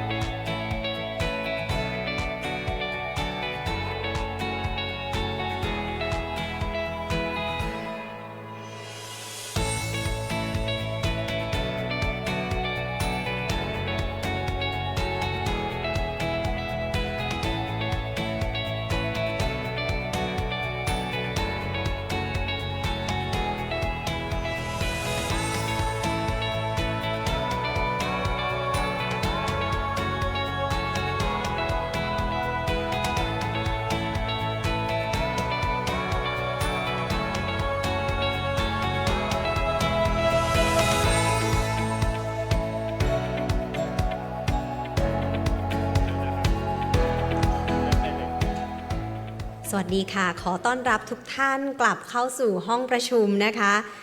สำหรับเซสชันนี้ค่ะจะเป็นการเสวนาในหัวข้อถอดรหัสความสำเร็จ MOIP ในต่างประเทศค่ะซึ่งเราได้รับเกียรติจากทีมงานผู้เชี่ยวชาญจาก OECD และภูมิภาคเอเชียที่จะให้เกียรติมาร่วมวิเคราะห์เจาะลึกค่ะทุกท่านคะแนวคิด MOIP ฟังดูน่าสนใจในเชิงทฤษฎีแต่ในทางปฏิบัติรัฐบาลต้องเผชิญกับความท้าทายอะไรบ้างเมื่อต้องการนำเอาไปใช้จริงค่ะหัวข้อเสวนานี้นะคะจะให้ทุกท่านได้พูดคุยเกี่ยวกับสิ่งที่ทำให้ MOIP ได้ผลหรือไม่ได้ผลจากประสบการณ์ตรงนะคะเราทุกคนจะได้รับบทเรียนจากประสบการณ์จริงในหลากหลายบริบทจากผู้เข้าร่วมเสวนา3ท่านค่ะท่านแรกนะคะคุณฮาซามิฮาบิบค่ะผู้ที่เป็น Vice Chair ของ Asia Pacific Economic Corporation's Policy Partnership on Science, Technology and Innovation นะคะและ Fellow ของ Academy of Science Malaysia ค่ะเป็นผู้ที่มีประสบการณ์ด้านนโยบายวิทยาศาสตร์เทคโนโลยีและนวัตกรรมกว่า30ปีมีบทบาทสำคัญในการกำหนดนโยบายวิทยาศาสตร์เทคโนโลยีและนวัตกรรมและเศรษฐกิจของมาเลเซียและการขับเคลื่อนความร่วมมือด้านวิทยาศาสตร์เทคโนโลยีและนวัตกรรมในระดับภูมิภาคเอเชียแปซิฟิกค่ะโดยเฉพาะในด้าน Foresight การพัฒนากำลังคน STEM และการทูตวิทยาศาสตร์ค่ะคุณฮาซามิฮาบิบนะคะขอเสียงปรบมือต้อนรับด้วยค่ะและท่านถัดไปค่ะมิสเตอร์เบนจามินคุมฟ์นะคะหัวหน้าฝ่าย Innovation for Development and Digital Transformation ของ OECD ค่ะเป็นผู้เชี่ยวชาญด้านนวัตกรรมเพื่อการพัฒนาที่มีประสบการณ์จาก OECD UK Foreign Commonwealth and Development Office และ UNDP ด้วยนะคะเป็นผู้ที่ทำงานร่วมกับประเทศกำลังพัฒนารวมถึงองค์กรระหว่างประเทศในการขับเคลื่อนนวัตกรรมและการเปลี่ยนผ่านสู่ดิจิทัลค่ะทุกท่านขอเสียงปรบมือต้อนรับคุณเบนจามินค่ะและผู้ร่วมเสวนาอีกท่านนะคะคุณชาร์ลส์แม็กไอเวอร์ค่ะนักวิเคราะห์นโยบายของ OECD ด้านวิทยาศาสตร์เทคโนโลยีและนวัตกรรมผู้ที่เป็นผู้เชี่ยวชาญด้าน MOIP มีประสบการณ์มากกว่า10ปีในการพัฒนานโยบาย STI และการปฏิรูปนวัตกรรมทั้งใน OECD และรัฐบาลแคนาดาค่ะขอเสียงปรบมือต้อนรับคุณชาร์ลส์ค่ะและผู้ดำเนินรายการในช่วงนี้นะคะขอเรียนเชิญคุณปราณปรียาศรีวรรณวิทย์ลุนแบร์ผู้อำนวยการอาวุโสฝ่ายนโยบายความร่วมมือระหว่างประเทศจากสอวช.ค่ะขอเสียงปรบมือต้อนรับค่ะและขออนุญาตส่งต่อเวทีนี้ให้กับ panelist และ moderator ของเราคุณปราณปรียาค่ะเรียนเชิญค่ะสวัสดีทุกท่านนะคะสวัสดีท่านผู้มีเกียรติทุกท่านนะคะในเซสชันนี้นะคะเนื่องจากว่าเรามีพาร์ทเนอร์ลิสต์ร่วมเสวนาเป็นต่างชาตินะคะเพราะฉะนั้นดิฉันจะขออนุญาตดำเนินรายการเป็นภาษาอังกฤษนะคะก็เพื่อไม่ให้เป็นการเสียเวลานะคะขออนุญาตนำทุกท่านเข้าสู่ panel discussion ที่เราจะพูดคุยกันถึงเรื่องเกี่ยวกับ what MOIP actually looks like in practice So just a very quick round of introduction once again for our panelists. Even though our MC has already introduced them, I would like to just briefly introduce our distinguished panelists once again. We have here Hazami Habib. She is the Vice Chair of APEC Policy Partnership in Science, Technology and Innovation. We commonly know this partnership as APEC PPSDI. And at the same time, she is also a fellow of the Academy of Sciences from Malaysia.We're very pleased to have you here with us, Hazami. Thank you. We also have two speakers from the OECD. We have Benjamin Kumpf, the Head of Innovation for Development and Digital Transformation from the Directorate for Development Cooperation. And we also have Charles McIvor from the Directorate for Science, Technology and Innovation, which is the directorate that NXPO worked closely with for the past 10 years.So we have already heard about mission-oriented innovation policy from our two keynote speakers, Philippe from the OECD and also Professor Mariana Mazzucato. Philippe has talked about what MOIP implementation looks like in many different countries, mainly from the OECD countries. And also Philippe and the OECD colleagues have been with us since Monday. We have had a workshop on STI governance, and also we're going to have another workshop starting tomorrow until Friday on mission-oriented innovation policy together with NXPO colleagues and our invited partners. So Philip shared his experience working with other countries, and Professor Mariana Mazzucato, she has has briefed us through the theoretical journey of mission-oriented approach, and also she has shared some real-world experiences of how mission can be implemented to solve societal challenges and to solve the current challenges that we are facing. So both speakers have set a stage already for this discussion now that I'm going to bring you through throughout this 1 hour talk together with our panelists. We will try to build on the insights shared previously by our keynote speakers, and we will try to cover how it actually works in practice. So to begin the session, I would like to ask our panelists to, as a framing question on MOIP. When people hear the term mission-oriented innovation policy, which you are going to hear throughout the day, MOIP, they often think of grand visions. Many governments can actually set the vision, but few can implement those visions, make it happen. So in your experience, what does good implementation actually look like? May I start with you, Hazami? Thank you. Very good morning, Sawadi, and thank you for inviting me to this August forum today. So I'll be talking from the perspective nationally, how Malaysia did our MOIP, and also regionally, how Malaysia with other APEC economies trying to come up with mission-oriented innovation policy at regional level, that is at APEC level. So as you heard from Mariana Mazzucato and also from Philip from OECD this morning, both keynotes saying that mission-oriented innovation policy is a cross-sectoral and cross-policy approach. That the mechanism is to form a clear formulated goals and how we apply the knowledge and innovation that address pressing societal challenges. So that is some traits of mission-oriented. So let me share with you what we did in Malaysia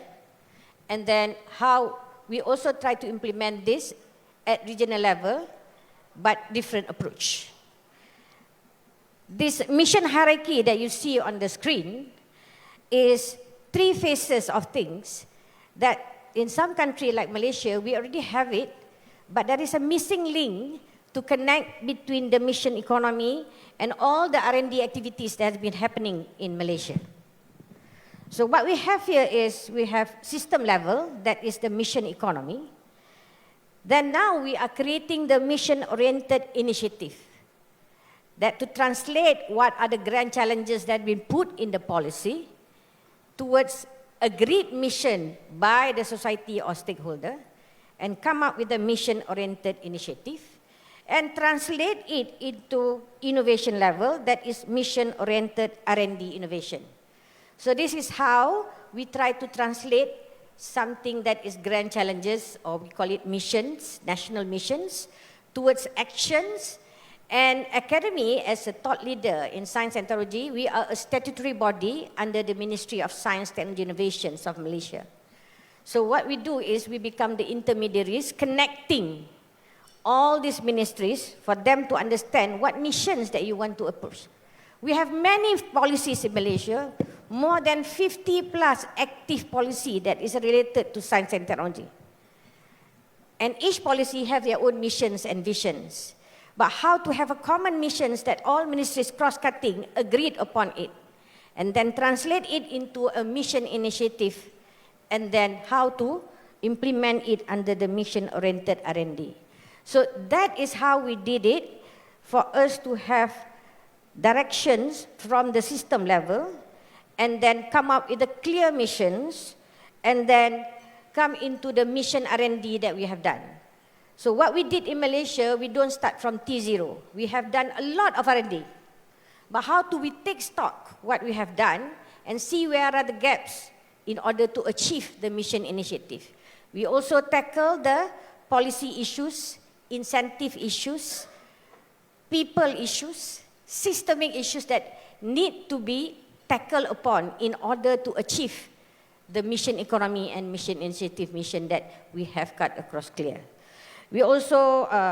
have state leaderships. That's why we need parliamentarians to be aware of what is mission-oriented initiative for them to understand and support it at policy level.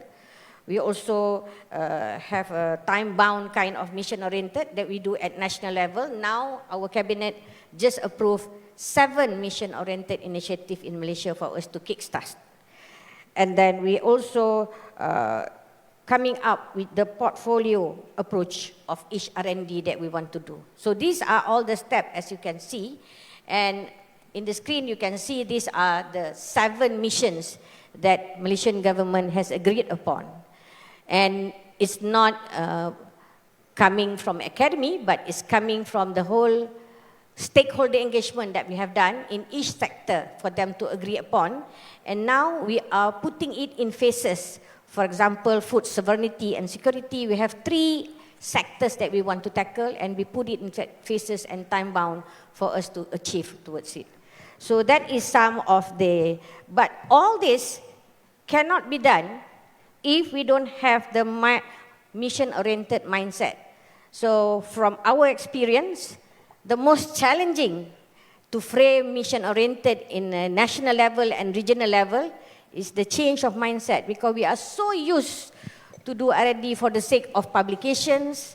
to do R&D for the sake of citations, and now we want to do R&D for impact and usage of the people. So the design of the research must come from what people's need, what the stakeholder needs. So the design of it need to be different in order to tackle the real issue of the mission that we want to see. So that is some of the experience that we had done in Malaysia and also at APEC level. Thank you.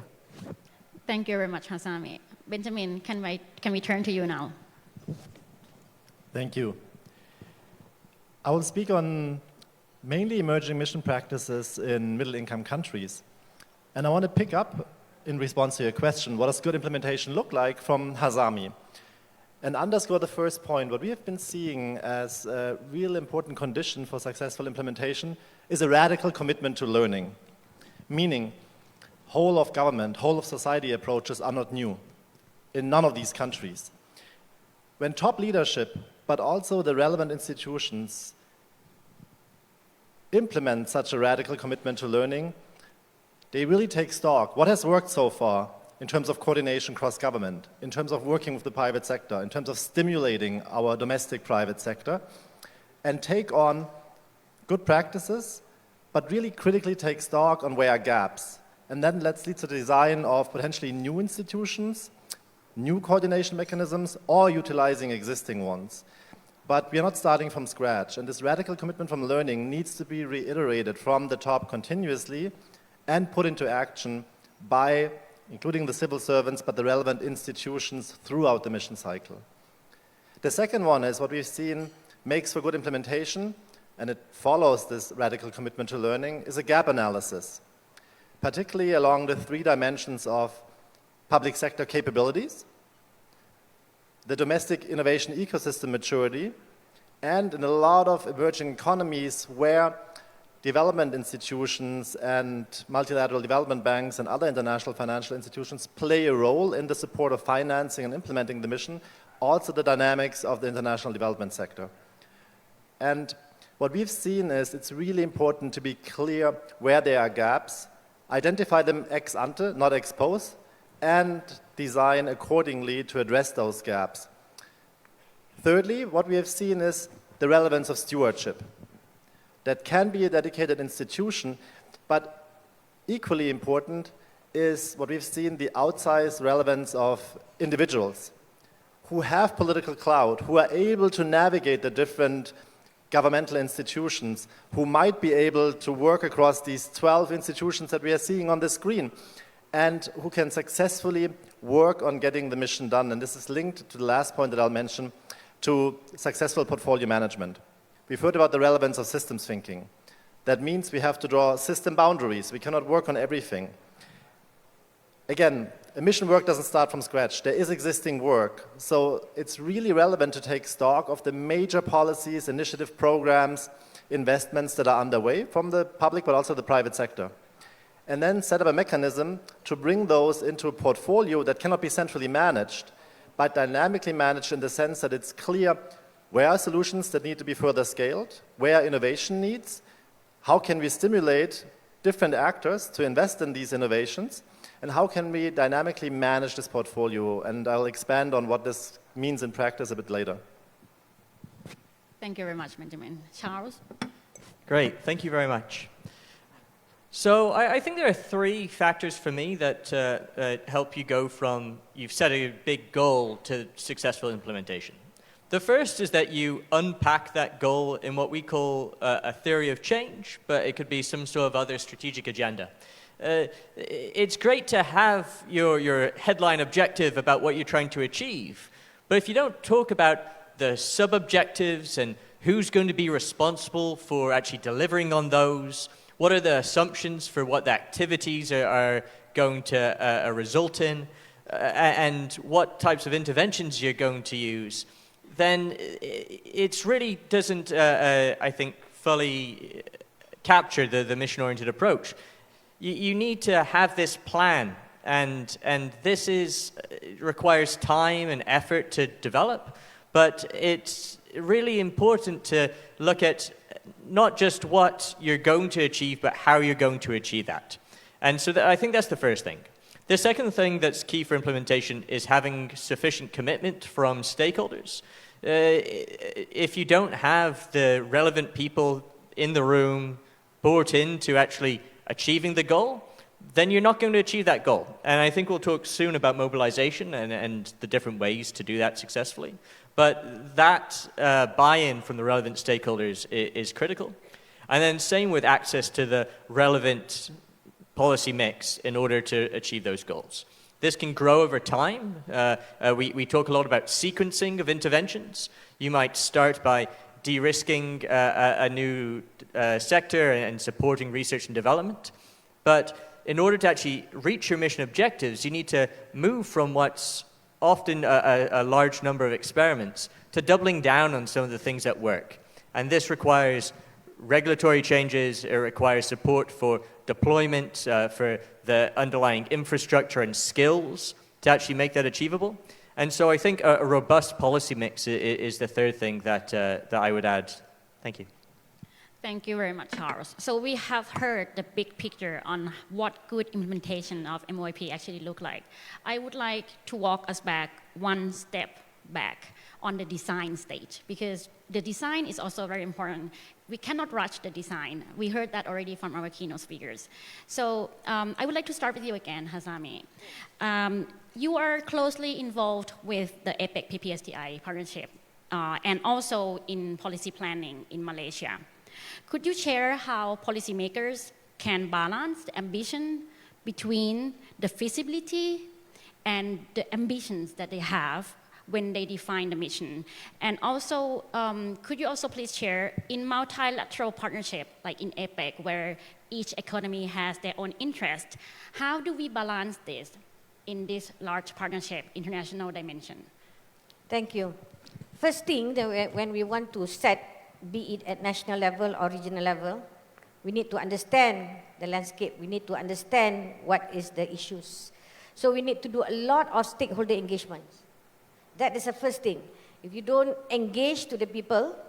at regional level, if you don't engage all the economics, then you will not get a shared mission that agreed upon by all.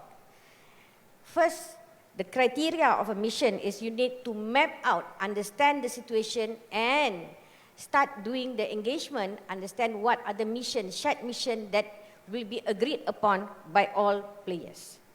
So what we need is a clear objective. To get that is to have a stakeholder engagement. Then we have to have a collaborative effort. We have to bring all the players together. At APEC, we have to go rounds of stakeholder engagement with all the economies because APEC works by consensus. So we need to understand what are the common issues that we can tackle at APEC level. Now we already streamed down to 2 missions that we want to do under pilot of APEC PPSTI. Now, we're not just talking to the 21 economies within PPSTI, we also have to talk with other fora under APEC PPSTI in order for our mission to be aligned and have a spillover impact to other fora also. So with that, then we can see a concerted effort of missions for APEC, but not just for PPSDI. So that is the stakeholder engagement that you need to do. Similar, we need to understand that it is a long-term investment. It's not a short-term investment. It cannot be, can I see in 2 years, can I see in 3 years? No, it's a journey that you need to tweak along the process. So that's why we also need to have a clear plan, short-term, medium-term, and long-term plan in order for us to achieve the mission. And it has to be clear, measurable, and everybody agreed upon it. Next is integrated and multidisciplinary mission project portfolio. This is very important. If we cannot have a good portfolio that is multidisciplinary and not just focusing on STI, we don't want technology-driven. It is people-driven. Technology, science, and technology are enabler. People is the drivers. You need to change the mindset. If they don't have that mindset, and you don't pick the willing to go throughout the journey of that mission, then it is not a mission. So that is very, very hard to get buy-in from all. So for academy, we have done for Malaysia alone since 2015. It is a journey, step by step. We do our foresight study first, understand where we want to be in 2050. It's a very long term. Then we plan it based on phases of timeline and then match it with current policy and also giving inputs for future policies of each ministries. Then only we come up with a framework for scientists to change the way they plan their R&D towards a mission. With that framework, then we change the way they plan, and now we have bottom-up approach and top-down approach in order for us to get that. So that is the approach that we are trying to do under this National Mission-Oriented Initiative. The 7 initiatives that we have approved by the Cabinet, now we are building up the portfolio. Each group, we have around 70 to 80 experts and also policymakers and also stakeholders. That means if in food security, we have paddy farmers also in the group in order for us to understand what is the obstacle for you. The mission that we want under food security is we want to increase the yield of our paddy from 3.5 ton per hectare to 7 to 8 ton per hectare by 2040. How to achieve that step by steps? So that's how we plan it based on each portfolio in order for us to have a clear mission. Then we have to make sure it's humanity-centric design. It's about, when we want to do the mission, it's about the people, it's about the environment, it's about the spillover, it's about affordability, inclusivity. That is what we want to design. And we want to have a continuous impact monitoring adaptation. That's why now in Malaysia, we come up with innovation readiness level. Similar to APEC, we are doing the same approach, engaging with all our APEC economies, and we come up with 2 now. We are now deciding under SOM 3 in August which one will be the pilot missions in APEC, and each submissions led by the subgroup A, B, and C will come up with a quantitative missions that can be measured towards a qualitative mission that will be agreed upon by APEC. So with this now, after engaging with 20 economies in APEC, we are also now engaging with other forums in APEC in order to ensure the mission that we choose really addressing the gaps among APEC economies that we want to achieve by 2035. So that is some steps that we have done. Thank you. Thank you, Hasame.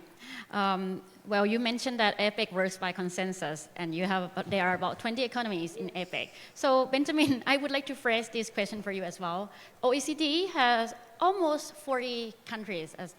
members, right? OECD also works by consensus. And we have seen in the news that during the past 2 years, OECD hasn't been able to come up with a final jointly agreed ministerial statement from the council meeting. So for OECD, how do OECD countries balance their visions and balance their own interests? And also, I would like you to extend it a little bit to the societal relevance, because you have extensive experience in humanitarian and also in development. How do you balance the societal relevance, and how should government approach the societal relevance when they select and when they define the missions? Thanks. So how should governments define a mission? I know these facts are known amongst all of you, but allow me to make them salient. Inequalities are growing within countries, including the OECD membership, and between countries. Successful innovation can create new inequalities, and successful innovation has exacerbated existing inequalities between income groups, between regions within a country. And let me paint you a picture. You all remember the moon image that we saw in Mariana's presentation. Now, when Apollo 11 launched in July 1969 from Florida, imagine that space rocket standing there, and next to it were two mules and a wooden wagon. They were staged there by Ralph Abernathy and a few hundred protesters, predominantly African Americans, to outline the reality as they perceived it in the US. On the one hand, we are sending a man to the moon and back, and on the other hand, we have food insecurity. We have insufficient education for our children. And this situation remains today. And in response to your question, how should governments pick a mission? By really emphasizing the benefits for all parts of society and actively addressing inequalities. That's why I really thought it was so valuable what Minister Yotchanan said with the emphasis on living wages in Thailand as a real focus of the missions and not predominantly the accession to a high income status. So, in my opinion, it's really important to invest not only in the early stages in consultation, but also in other processes to involve parts of the population, but to have that as an ongoing feature. And I think this is important, and I might challenge something that you said, Hazami, to really make trade-offs explicit. In my opinion, it's impossible to have a mission that everyone in society is happy with. You invest in a mission related to agriculture, urban populations might feel left out. You invest in other missions, there are trade-offs, there are finite resources, and making them explicit and designing the council processes with this trade-off perspective. Think of net zero transitions, think of clean energy and coal miners in many countries. It's really important to proactively address this. Who wins, who loses, what are we doing about the losers? How can the government step in as part of the mission design in a continuous process? Now, another feature before I finish, broad support across party lines. I'll speak to that a bit more when you ask me the next question. Lastly, really important is the link to competitiveness and growth, but based on realistic outlooks for economic niches, not on pie-in-the-sky thinking that we, with apologies, and I won't point to countries, but seeing in a number of emerging economies with, I think, some support of international development organizations that kind of promote mission design that is not based on realistic longer-term economic trajectories. So really carving out economic niches that are based on a realistic assessment of the human capital situation, of the existing infrastructure, and other competitive edges of the country, that's really essential. Thank you, Benjamin. And for you, Charles, you have worked with many OECD member countries. Could you please share with us what is the difference for those that successfully mobilize the actors and also the resources compared to those that remains aspirational, that they set the mission, but the mission remains just basically as aspiration? So I think when it comes to the mobilization, it really, we've talked about it a lot already, but it's about bringing together the actors that will be required for actually achieving this, the goals. And I want to root this down a little bit more now. So when we look at the ways that countries set these goals, they use a number of different approaches. Some of them bring together actors. We heard from Mariana Mazzucato about these roundtables in Sweden that brought together mayors and lunch ladies and school kids. And you can see that this is a system of the people who are affected by the problem, the people with the solutions for the problem, and the people who are responsible for funding that those solutions. And so bringing these actors together is super important in terms of the mobilization.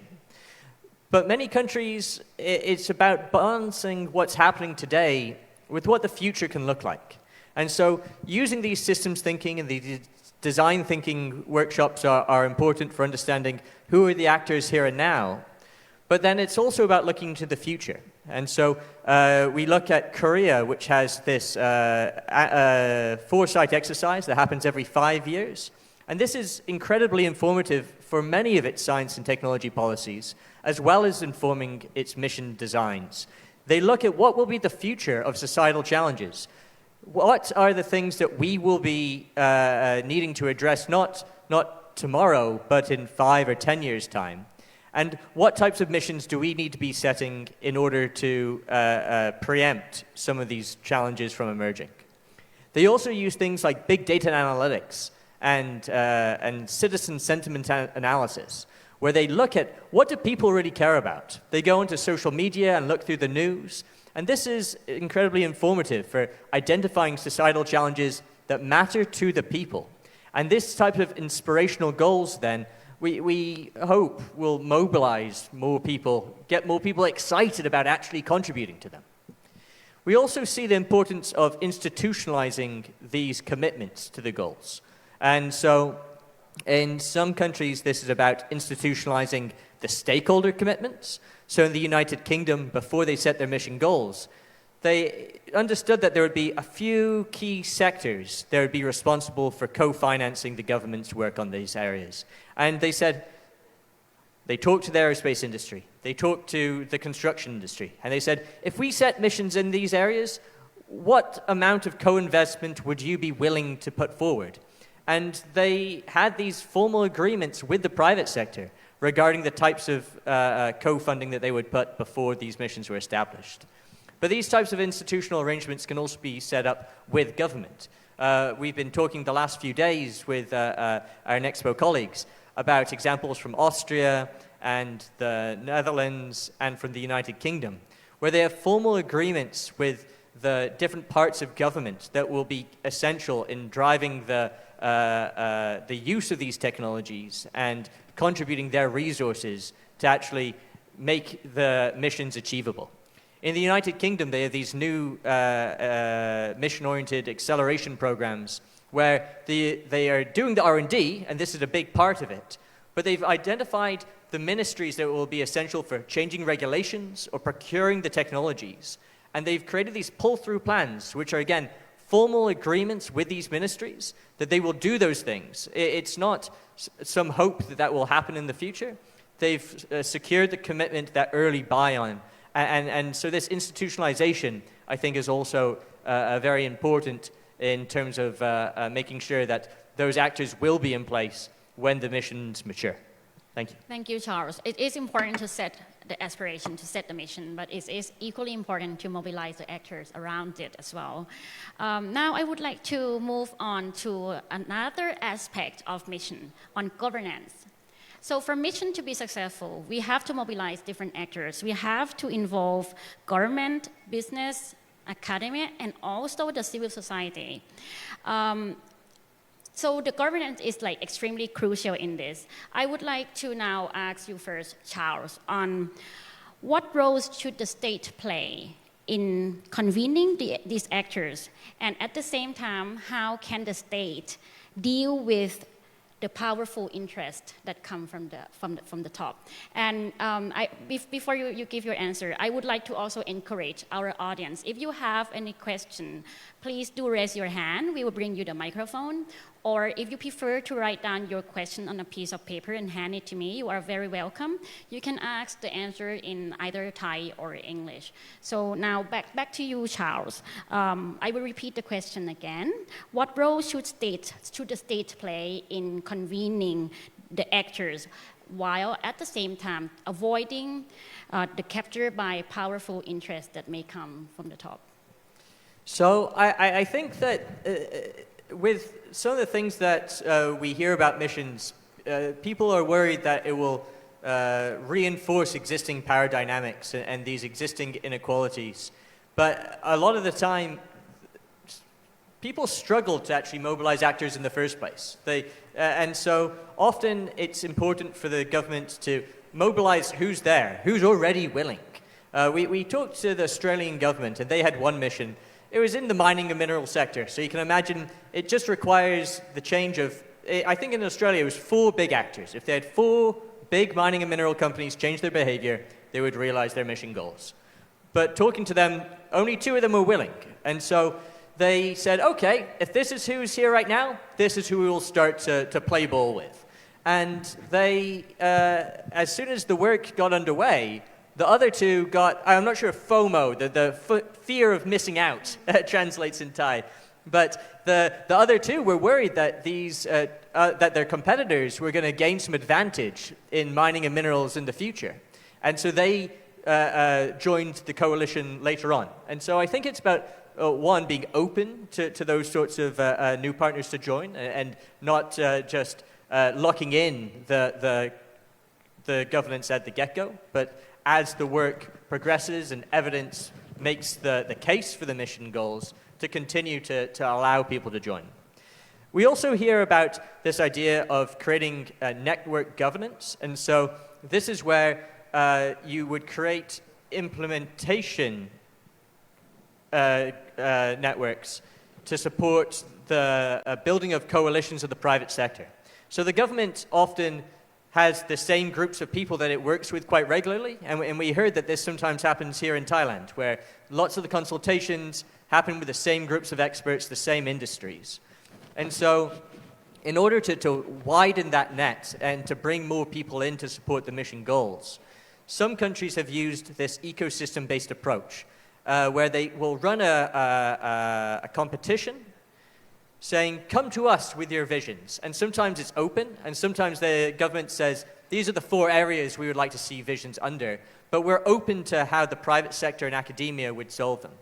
And they select these coalitions and then give them funding to further mobilize stakeholders. They are the ones that have these networks of different users, of different manufacturers, of different supply chains, as well as academics. And so formalizing these types of network governance in order to support the missions can be incredibly helpful. In the United Kingdom, they realized that they didn't have an industry association for construction innovation or for the creative industries innovation. And so they created new industry associations that could then communicate the goals to their sector, but then also communicate back to government about these are the regulatory changes we would like to see. These are the things that we need from you if you want the mission to be successful. And so having those types of fora are incredibly helpful. The government also has different tools that it can use. So it's worked with many different companies and academics already. And so we've seen several governments use artificial intelligence to identify what are all the past projects that they have funded in the spaces relevant to their missions, and then conducted targeted outreach to those companies and said, hey, we have something else that's kind of relevant to what you do, to what you've done before. Would you like to work on this with us as well? And so that is important. And then the last thing is about the funding. And the way that you deliver funding can also help foster new startups and new disruption that can emerge through the mission-oriented goals. We see in Norway, for instance, they ask, they have these big challenges, and they only will fund consortia. They don't want to fund just one company. They want to fund a supply chain of different companies to come together. And they require that there be users as well as the suppliers of these new solutions come together. In Finland, they have this scheme called the Leading Companies Scheme, where they ask a large anchor company to lead the mission, to identify what the mission will be. But again, they get funding as the anchor company, but they also have to create the supply chain of Finnish companies that will also support this. And this will help, hopefully, develop new emerging players in these spaces. And so I just to repeat this, I think it's important to have these coalitions of the willing and working with the actors already there to create networks, governance structures where you formalize your collaborations with the private sector, and then encouraging collaboration through your funding calls. Thank you.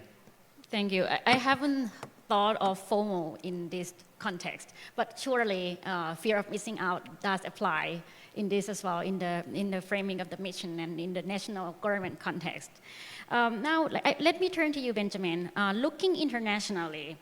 where does mission leadership usually stand? And is high-level political leadership considered essential for mission success? I would guess that your simple answer would be yes, but I would like to ask also a hypothetical question. What if we lack political support behind the mission? How can we still do it?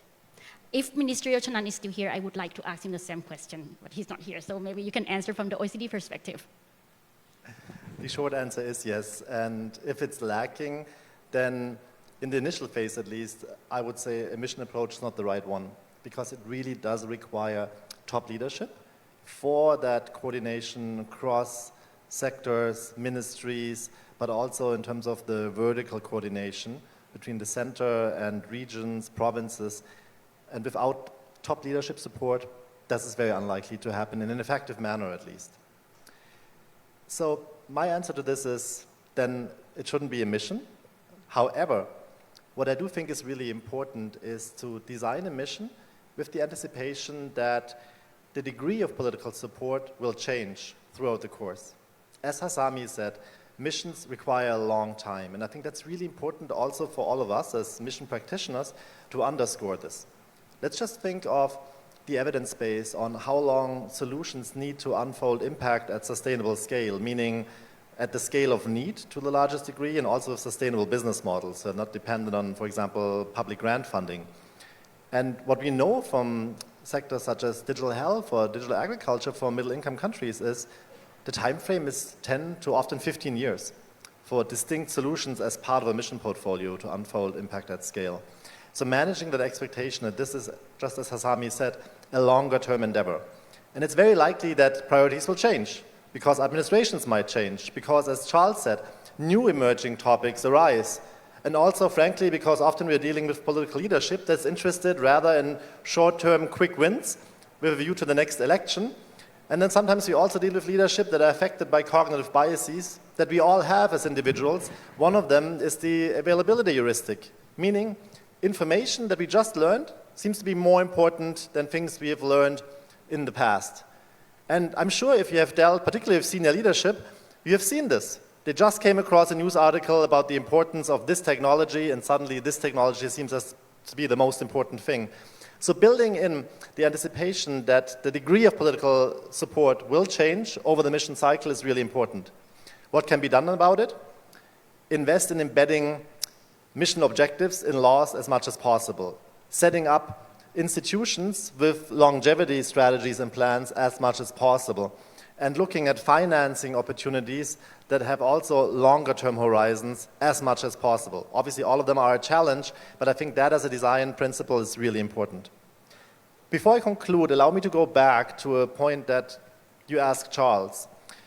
where I think it's really essential in the early stages, when designing a theory of change,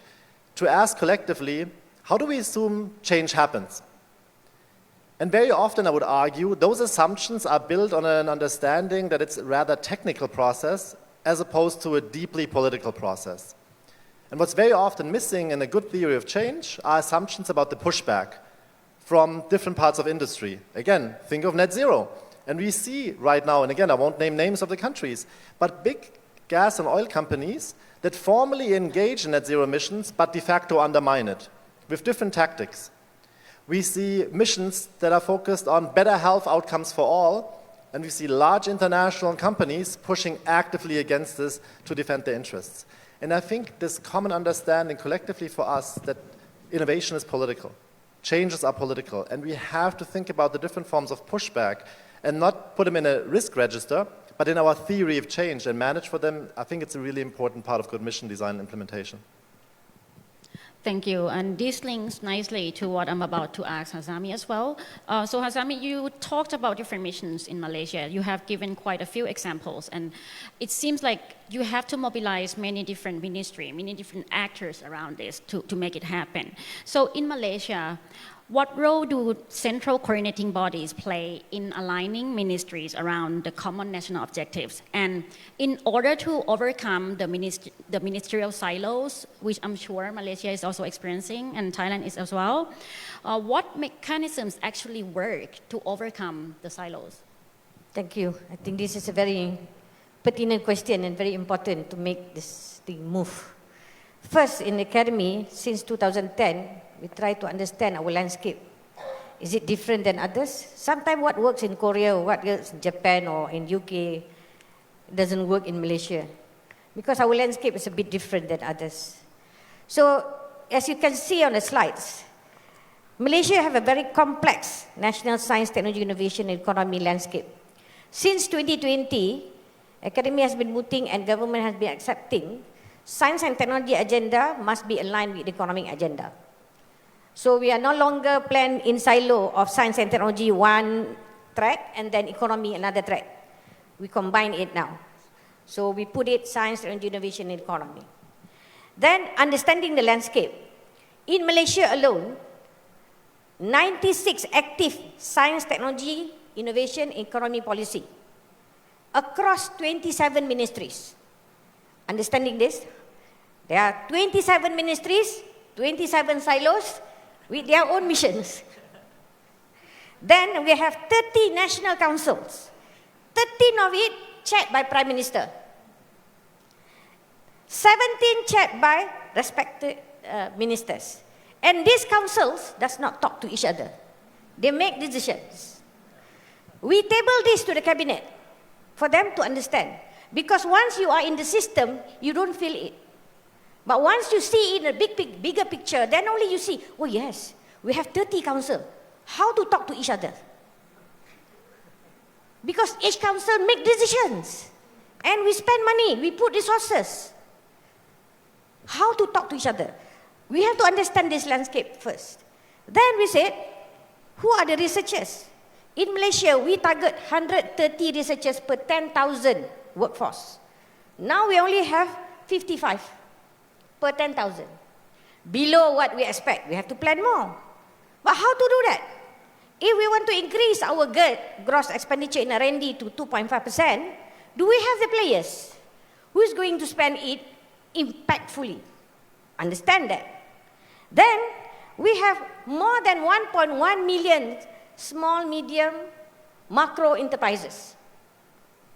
Only 1.7% are local large company out of that. The rest are small, medium enterprises. That is reality. Understanding that, that's why we have to bring them together. Then we know who are the entities of R&D. We have around 2,800 plus R&D institutions doing R&D in their respective areas and specialties. How to choreograph it to become multidisciplinary? Understanding this, then only you can come up with an approach of how to coordinate it. So we said, among the 30 national councils, 13 chaired by Prime Minister, one of it is National Science Council. So we said, empower National Science Council, horizontal and vertical, across other ministries. Because science and technology cut across all ministries, you need the enabler. So you have to position that. Then only your coordinating makes sense and it's connected. If not, it's not making sense. Everybody is protecting their turf. This is my council, this is my council, this is my council. Then they're not talking to each other. And you see, oh, why it's not impactful? Why it works in Korea? Why it works in Japan? Why it's not working in Malaysia? Then we start analyzing it. Then we said, yes, good, we have National Science Council. Who is the most powerful person that can coordinate all 27 ministries? Chief Secretary of Malaysia. The heads of all the Secretary Generals of all ministries. So we have a National Council of Chief Secretary under the National Science Council that monitor all the implementations of the initiative. Then we say, how science and technology come into it? Because all of them are all government officers. Then we have one advisory committee chaired by the President of the Academy. Since 2022, the President of the Academy, Cabinet agreed automatically, whoever the president is that is appointed by our king, automatically become the science advisor to the prime minister and the nation. So this person, as an institution, as an academy, empowered to give technical inputs of science and technology into every initiative. That's how we coordinated it in Malaysia. Then we said, if the government change, then the new prime minister said, I don't want all these committees and these national councils. How are we going to sustain it for long-term missions? So now we are mooting to the government, put it an act. Put it under the law, National Science Council, the Chief Secretary Committee for Implementation, the Advisory Council, put it in an act to become institutionalized as a mechanism for us to monitor and coordinate all science and technology innovation and economy initiatives, especially the mission-oriented. This is halfway there. We have been advocating it to the government since 2010, on, off, when we changed the prime ministers. But we keep on giving evidence why we need to institutionalize it, because most of science, technology, innovation initiatives are long-term. We cannot be putting money on fixing things. That is low-hanging fruits,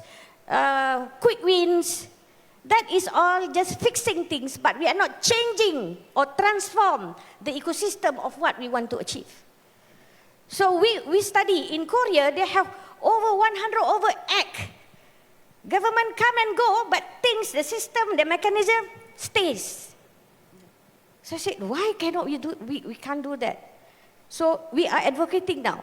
but we are giving all the evidence. We do the analysis. This is how the way forward of how the governance of science and technology, it should be horizontal approach and vertical approach in order for it to be mainstream as the main enabler in order for us to transform our country. But the driver is us, the people. So that is some experience that we are doing right now, still advocating and still fighting for it. But we hope under this government or whatever government coming in the future, we get that support. So we are doing this since 2010, giving all the evidence. We have Science Outlook every 3 years to show the landscape of Malaysia, to show where we are, for us to understand, for us to have an effective governance mechanism in order to mainstream science and innovation as the enabler. Thank you, Hasami. You mentioned that the landscape for a science, technology, innovation economy in Malaysia is complex, but you managed to nicely capture this into one single slide. So that's impressive. Our national system is no less complicated, I would say. We spent the past 2 days talking about governance, and some of us are still confused when it comes down to who make a decision on this certain topic. So let me now ask the audience whether anyone has a question to raise here.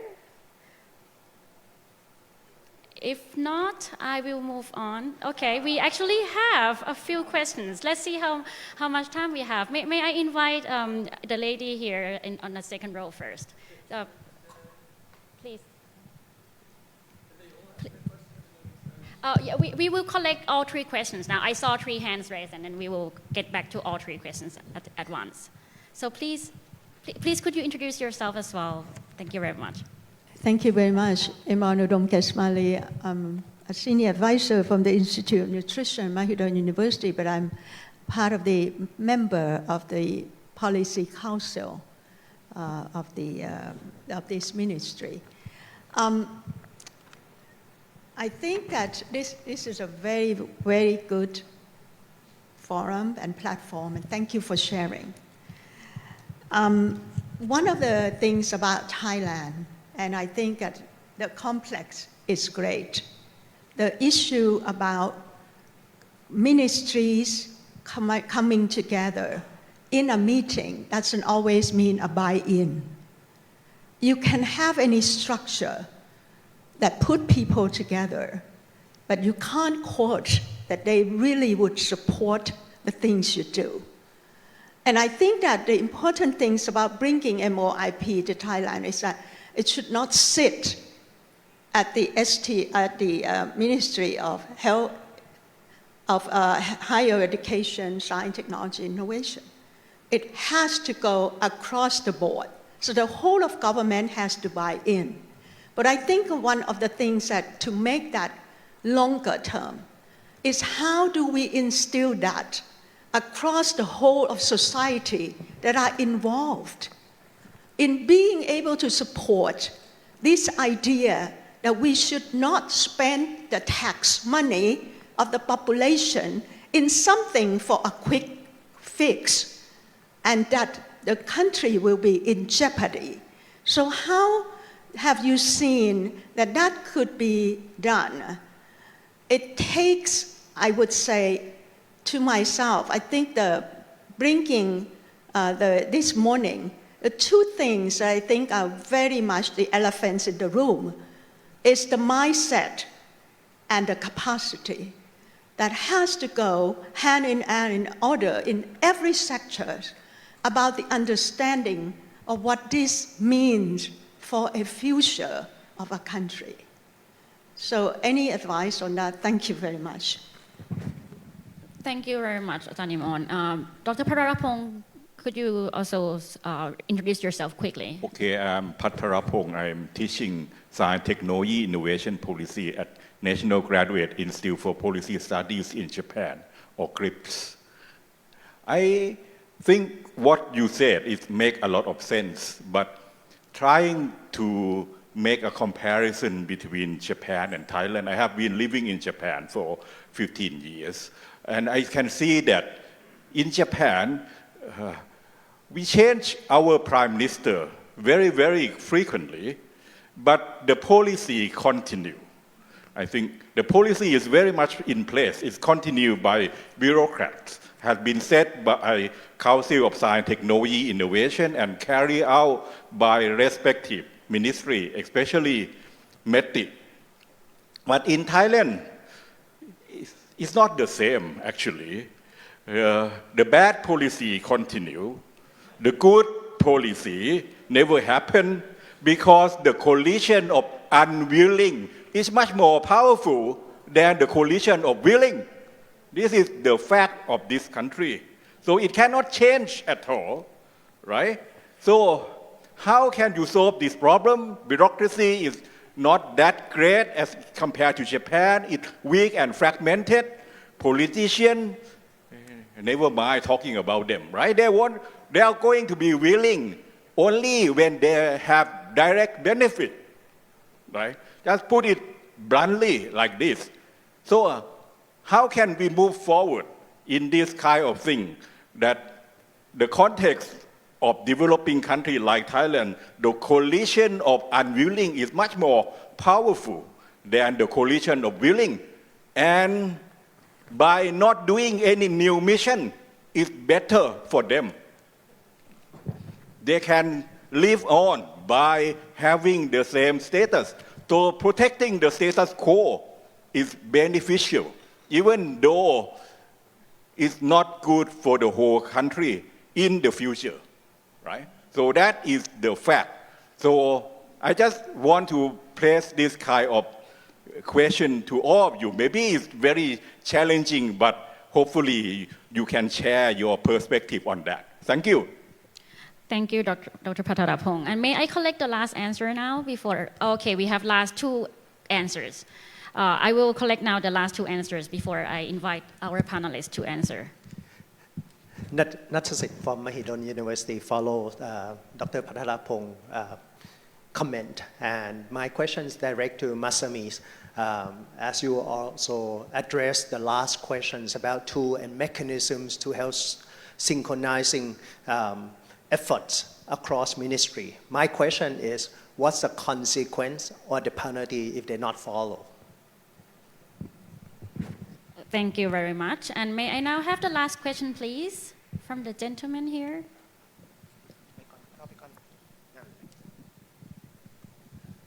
Thank you. My name is Natapon. I'm here with Kun Jirada. We are from UNDP Thailand Policy Lab, funded by NESDC. And recently, early this year, we just signed an MOU with NXPO. Right now, we work with another team at OECD on governance, working with OPDC on the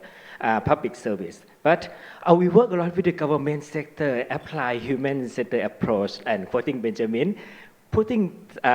trade-off explicit, so we focus on those who benefit and those who are left behind. And we have conducted countless number of workshops. But the problem is how to turn the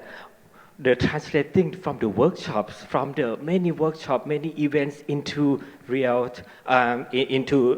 policies. So how, from your experience, where can the policy innovation lab like ours can really make the most value to Thailand? So this is the question from me. Thank you very much. I will now close for the questions because we are running out of time. So we have quite a few critical questions from the audience here. There are issues raised about the mindset and capacity, about coalition of the willing and the power behind that, the consequences or the penalties of not doing as planned, and also the trade-off and the translation from workshops into reality. So may I now invite each and single of you to respond to the part that you would like to. We can start with you, Charles. Yeah, so maybe I'll take the first two, and then, so I think how to instill missions across society, I think it starts with the types of goals you set. I want to go back to Korea because they have this really interesting approach. They have a mission-oriented program called the Comprehensive Plan for Addressing Societal Challenges Using Science, Technology, and Innovation. And this is what I talked about earlier. The challenges that they set are the things that matter to Koreans. It's about fine particle matter in the air. It's about stopping people from being victims of cybercrime. It's stopping old people from falling down and getting seriously injured. Like very human things. And these are things that I think cross political lines.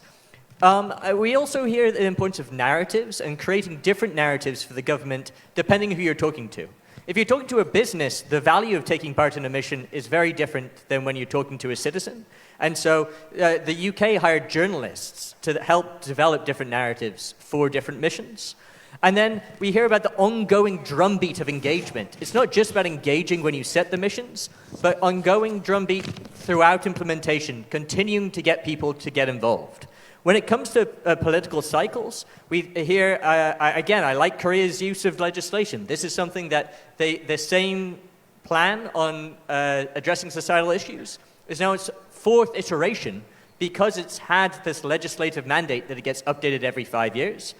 We've also seen, though, in places like Belgium and in Ireland, where they instill the mission-oriented approach in their coalition agreements between political parties. And so it's not just about one political party coming in and instilling its will on the others, but bringing them along for the ride and making sure that they are engaged in the approach to begin with, but also in setting the goals. And then I think, again, to past political cycles, it goes back to that buy-in from society. And my answer is on the first place, having these goals that people are motivated about. Because if you say, oh no, we're going to stop taking fine particle matter out of the air, we're going to stop trying to address floods or things like this, then there will be pushback, I would hope, against that type of thing. Benjamin. Okay, Hazami. Thank you. Less than 1 minute. I think I agree. Mindset change is very important, and capacity. Without both of that, nothing moves. So what we do in Malaysia is how to reach out. Researchers, we have around 80 to 70,000, and then we have policymakers. So we approach all national training center. We build up a module to change the mindset. So we approach all the public administration training center, teachers training center, all training centers, leadership training center that is funded by government. We approach them. We develop a module, a framework, and then we give that training. But training alone does not mean. It needs leadership, it needs capacity, and they need to be felt that they have given the mandate. If not, they feel, oh, this is just another training. So you need to give that mandate to them to become the agent of change. So they need to have that mindset change mandate. And I do agree on the Japan and Thailand. I don't know, I do comparison between Japan, Korea and Malaysia. And we see theirs as more structured. President can come and go or prime minister can come and go, but their mission stays. So he said, how do you do that? It's through law. Everything they have law. So I said, in Malaysia to form a law is very difficult and it's a long process. So slowly we are going towards that. We hope in Asian country, I don't know about European countries, but in Asian country, most of it is based on leaders. Leaders change, agenda change. But with that, we are not sustainable and we keep on changing our goalposts. It's not that we cannot achieve it. It keeps on changing. So we need to bring all the leaders to believe on the shared mission and shared risk and shared responsibility. Question about what punishment. It's about shared mission, shared risk, and shared responsibility. It's not to pinpoint, it is your fault. It's ours. This is our mission. That is the mindset that we need. I hope it answers most of the question. Thank you. Thank you, Hasami. Benjamin? I'm going to speak to the first two questions briefly as well. Let's take India. Recently, the Jal Jeewal mission concluded. It committed to providing all households with access to tap water within a 4-year time frame. Similar like what Charles said, challenge prices and challenge funds were a really important instrument, some healthy competition between states, but with conditionalities around pull-through plans with a focus on successful technologies. Something we call an accelerator mission. The way it was framed, though, I think, was really well done because it was outlined that the benefits in terms of the spillover effects of this mission will not only benefit rural households and the directly benefiting households, but there will be positive spillover effects for urban households, for future water security situations. And while this mission is really, in my opinion, closely linked to the current administration, there can be future missions building on this mission that can be adapted. But I want to be clear. Missions are not a silver bullet to a phenomenon we're seeing across the OECD membership and worldwide, which is polarization. Let's take the example of the US, the Infrastructure Act and other legislation and work that was mission-informed, and it has been discontinued. And a mission approach is no silver bullet to address that polarization. So I think it's really important also to manage expectations and to not oversell the potential of a specific approach. And this guides our work at the OECD Mission Action Lab. We see that interest in mission as a great opportunity for meaningful, often transformative change, but it's not so much about the modality, but about some underlying ways of working. And I'll come back to your question around how to inform decision-making and governance from bottom-up voices and providing feedback loops, but we are all out of time. I want to conclude by saying something that I think might be relevant. My background is psychology, and when we speak about we have to change mindsets, I think we are not wrong, but it might not be the best framing, because it implies we have the right mindset and others have the wrong mindset. And it also implies if we give the right motivation and information, people will change their behavior. And I think that most of the time is a fallacy. We need to look at what are behavioral drivers of people working in the relevant institutions. How are they rewarded? What do they need to deliver against? And we have to look at those structures if we want to really have meaningful adaptive management. That is a condition for mission-oriented innovation. We have to look at those underlying structures, at the way we plan and implement in linear ways, and we are rewarded for certain things and we are prevented from more adaptive ways of working. Appealing on mindsets alone is insufficient, and often I think it causes a reaction that is the opposite to what we want to achieve, which is better adaptive practices. Thank you so much for this rich and insightful discussion. We are reminded now that mission is not just setting an ambitious goal, but governance, coordination, and actually the ability to learn and to adapt over time is very, very important. I would like to now close and link back to what Professor Matsukato mentioned during her keynote speech, that mission is not supposed to be easy. We can expect difficulties over time. And I would like to thank our audience as well for your very active participation. We cannot manage to answer all the questions that have been raised, but I would encourage you to approach our speaker during lunchtime now. I will now close this session. Thank you very much for your participation. ขอบคุณค่ะ Thank you very much, Kun Pranpriya, for being such a great moderator and all the panelists. May I request one big round of applause แขกผู้มีเกียรติทุกท่านค่ะขอเสียงปรบมือดังๆอีกครั้งค่ะ Big thanks to Ms. Sami Habib, Mr. Benjamin Kumpf, and Mr. Charles McEvoy for this panel discussion. ทุกท่านคะก็ถือเป็นเวทีเสวนาที่เข้มข้นนะคะและนี่คือเนื้อหาสำหรับช่วงเช้าของเราในวันนี้ค่ะได้ทั้งแง่มุมแนวคิดแรงบันดาลใจรวมถึง tools ต่างๆของการนำไปใช้จากผู้เชี่ยวชาญระดับนานาชาตินะคะสำหรับช่วงนี้ค่ะเราจะขอให้ทุกท่านได้พักกลางวันกันนะคะสำหรับท่านที่ห้อยบัตร attendee และบัตร press ท่านสามารถรับประทานอาหารกลางวันได้ที่ชั้น2ซึ่งทางเราจะมีเจ้าหน้าที่นำทางไปยังห้องรับประทานอาหารกลางวันนะคะและเดี๋ยวเราจะกลับมาอีกครั้งเพื่อเริ่มต่อในช่วงบ่ายของเรานะคะเวลา 13:00 น.ตรงค่ะเวลาบ่ายโมงตรงนะคะขอเรียนแจ้งสั้นๆอีกครั้งนะคะช่วงเวลาประมาณ 12:45 น.ค่ะทางโรงแรมแห่งนี้นะคะอาจจะมีการเทสไฟอะลามสั้นๆขอให้ทุกท่านไม่ต้องตกใจไปนะคะเอาละค่ะตอนนี้ถึงเวลาแล้วที่ทุกท่านจะได้ enjoy lunch break กันนะคะและเดี๋ยวเรากลับมาพบกัน 13:00 น.ค่ะขอขอบพระคุณทุกท่านค่ะ